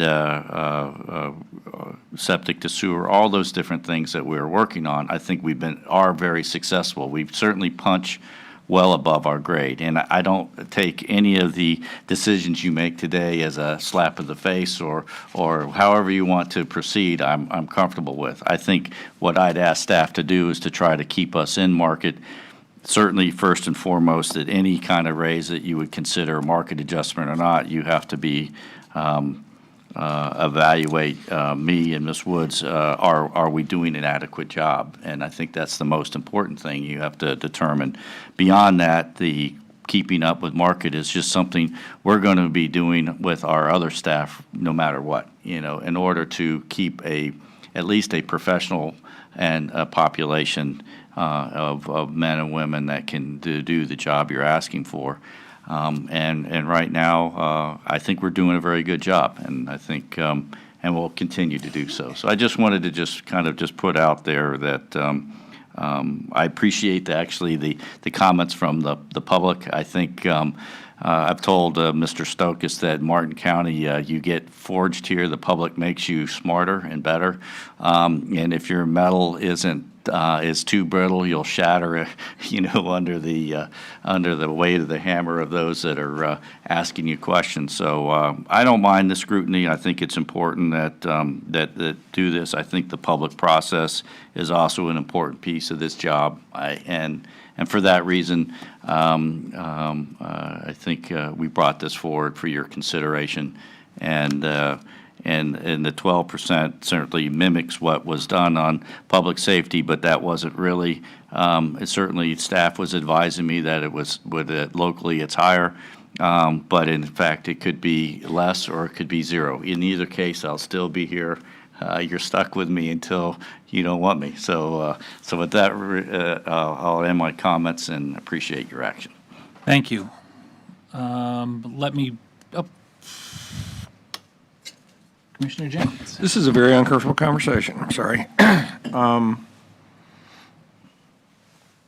With that said, we have the best county administrator and the best county attorney, period. Now, obviously, we're biased. They do a fantastic job. Looking at it from a business perspective, this was a 1,100 employee business that does over $500 million worth of transactions. The CEO of that corporation would be making millions, right? So yes, this is a bureaucracy and it's completely different. They deserve to be within market. I get that. The 12% is what's very difficult to choke all in one bite. I think Commissioner Heatherington was going in a direction, then she stopped, which I was going to support, something less. And I would like to reinvigorate that conversation. So Thank you. I personally appreciate you make our jobs, whether we appreciate it or not, a lot easier than it could be, or should be, maybe, I don't know. I get it. You know, so you're an easy target. You're an easy target. And having to do this in the public and not, it's a weird deal. So, Thank you. Thanks. Let me chime in a little bit. Mr. Donaldson and I had this conversation. There is never going to be any time of the year, in any year, that when you are working in a governmental entity that would be the proper timing to discuss raises, especially personal raises. Some of the comments that, either came from people that had seen the agenda item or even some of the comments this morning, I agree. Performance-based raises are really the way that I've always received my own if I wasn't working exclusively on commission in the sales world, but also when I had given out raises. I don't like everyone gets the same because you're still here. I like to reward the people that are doing a better job. It obviously motivates personnel to feel that, one, there is an advantage for doing a better job than potentially your coworker. These are very, very highly capable, performance-based employees. It is odd to have the conversation publicly. If it feels odd for us, then I can imagine how it feels for the people that are on the block. That being said, the county, whether it was originally Taryn Krista or now transitioning to Don Donaldson, as well as the fact that when it was originally Steve Fry and then transitioning to Miss Woods, we are remarkably lucky. The county is the quality and the caliber of the county that either those of us that moved here, for me 20 years ago, was the reason we came. When you brag about where you live, when you say about the quality of life that we have here, it's based on the employees. I came back from being here and gone and came back as an elected official to support and promote our staff because I had the unique perspective of realizing the county is what it is, from the lowest salaried employee who might stripe a field to our senior employees. It's all about the staff. In any company, it's always about, if you go to a restaurant, it's about the staff. It's the food is good because someone in the kitchen cooked it, and the experience is good because you enjoyed your server. It's all about the staff. So I have no qualms with the fact that the two of them have professionally earned it. The timing is always off.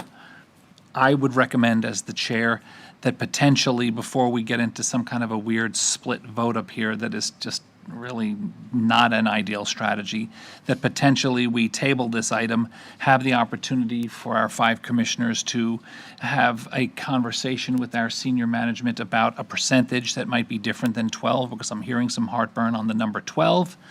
And when people say that, well, it doesn't make a difference what other communities are paying, yes, it does. It does. Now, do I believe that Miss Woods or Mr. Donaldson would depart? No. But, I think it's just as important that we don't overpay employees as much as we don't underpay employees. This conversation is being listened to by not only our community, but every employee as part of this. And Commissioner Jenkins said the same thing that I always think about. I've had the opportunity to work for $4 billion corporations and $600 million companies. And the leader, the people responsible for steering the ship, the captain, make hundreds of thousands of dollars, if not millions of dollars more than the two people we're discussing now. It is an 1,100 person operation and over a $600 million budget. In the private sector, which I understand this is not, the salaries would be multiplied by quite a bit. So I'm not afraid of the numbers, but there is some conversation that came up that is interesting and needs to be taken into consideration. And I, like Commissioner Jenkins and probably my other three colleagues, this is a very weird process to have on television on behalf of everybody. I know that all of us work for the public, but the negotiation part here on TV is a little off-putting. We have several lights on now. I'll start with Commissioner Smith. It's just adding to the conversation. It's not a solution. In the last year and a half, 2 years, 2 counties to our north experienced significant shifts in their leadership, both in the administration side, I think even in the legal side. Didn't one of Indian River County lost its legal senior staff? And I think this goes to Commissioner Campy's comments about the stability and about the value of what Martin County, sometimes we overlook and we take for granted what we have. It's hard and it's tough sometimes to swallow, but the reality is we have an incredibly stable leadership level here, and we have had now for, certainly on the administration side, there were some times maybe in some other areas we didn't maybe so much, but we have been very fortunate to have had some significantly talented and very capable administrators, actually 2.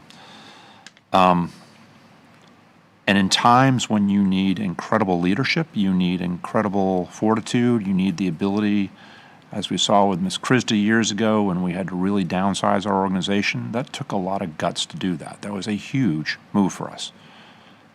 A whole bunch of other counties in the state of Florida didn't do it.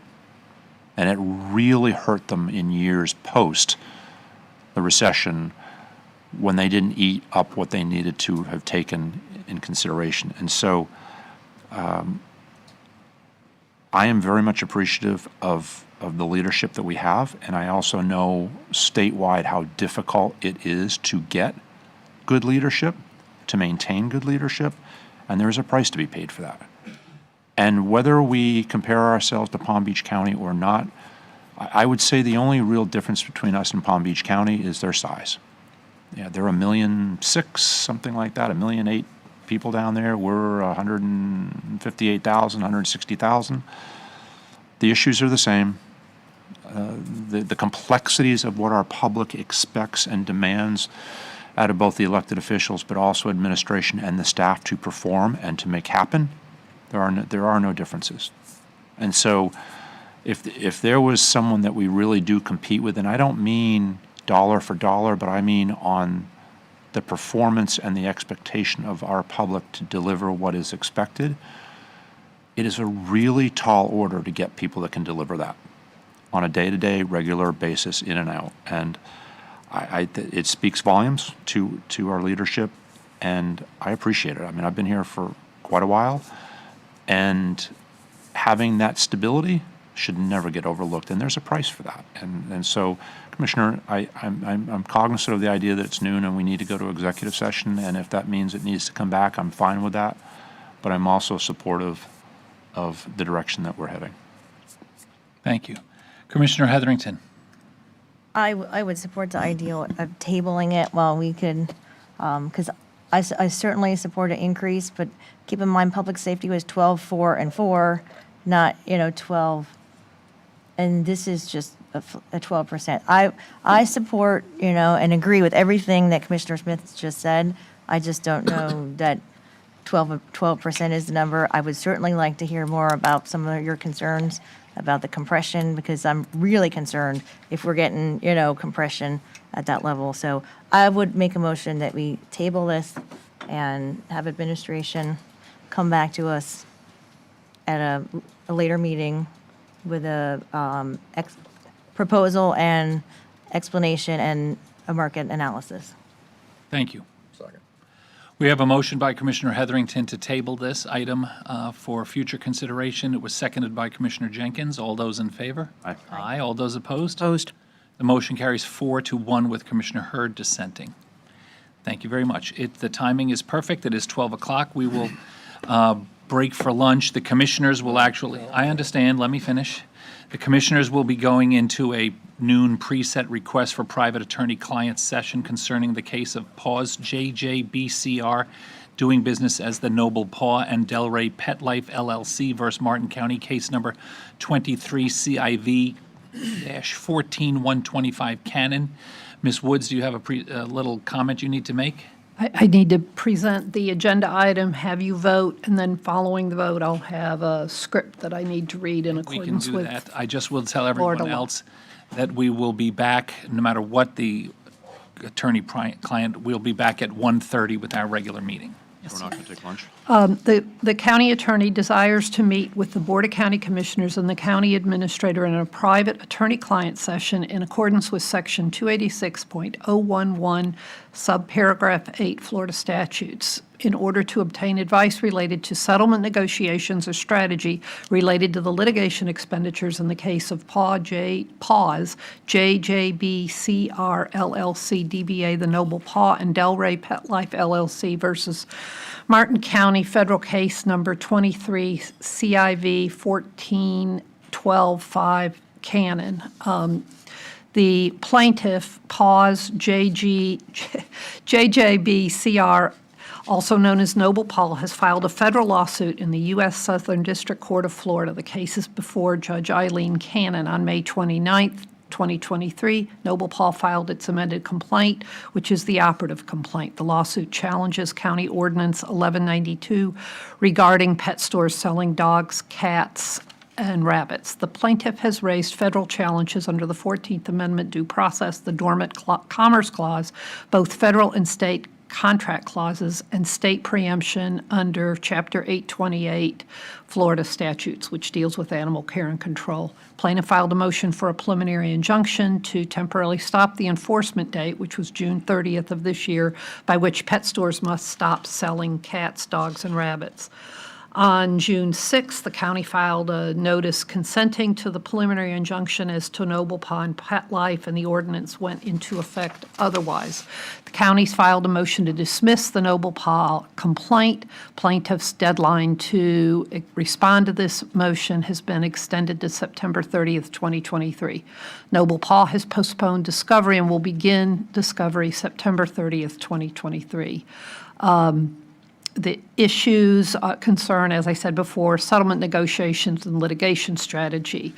My recommendation is the board agree to meet with Don Donaldson, County Administrator, myself, the County Attorney, Elise Elder, Deputy County Attorney, Melissa Petrick, Senior Assistant County Attorney, in a private attorney-client session for approximately 1 hour or less in accordance with Section 286.0118 Florida statutes for a strategy session regarding litigation expenditures concerning the case I stated above. And with that, I'd ask for a motion approving our recommendation. So moved. Second. Wow. We have a motion by Commissioner Hurd, seconded by everyone else, but let's make it Commissioner Jenkins for the record for Ms. Wood's recommendation. All those in favor? Aye. Aye. All those opposed? The motion carries unanimously. The Board of County Commissioners will now meet privately in an attorney-client session in accordance with Section 286.011 subparen 8 Florida statutes in order to provide advice to the county attorney regarding pending litigation to which the county is presently a party before a court or administrative agency, specifically the case of Paws JJBCR DBA The Noble Paw and Delray Pet Life LLC versus Martin County, case number 23 CIV 14125 Cannon. This section is expected to last approximately 1 hour or less. The people attending the session will be Commissioners Ed Campy, Chairman, Doug Smith, Sarah Hurd, Harold Jenkins, and Stacy Hetherington, County Administrator Don Donaldson, Elise Elder, Deputy County Attorney, Melissa Petrick, Senior Assistant County Attorney, and myself, Sarah Woods, County Attorney. I would like to clarify, we will return at 2 p.m. for our preset, the airport master plan, and not 1:30 as I had mentioned. And we will go do that now.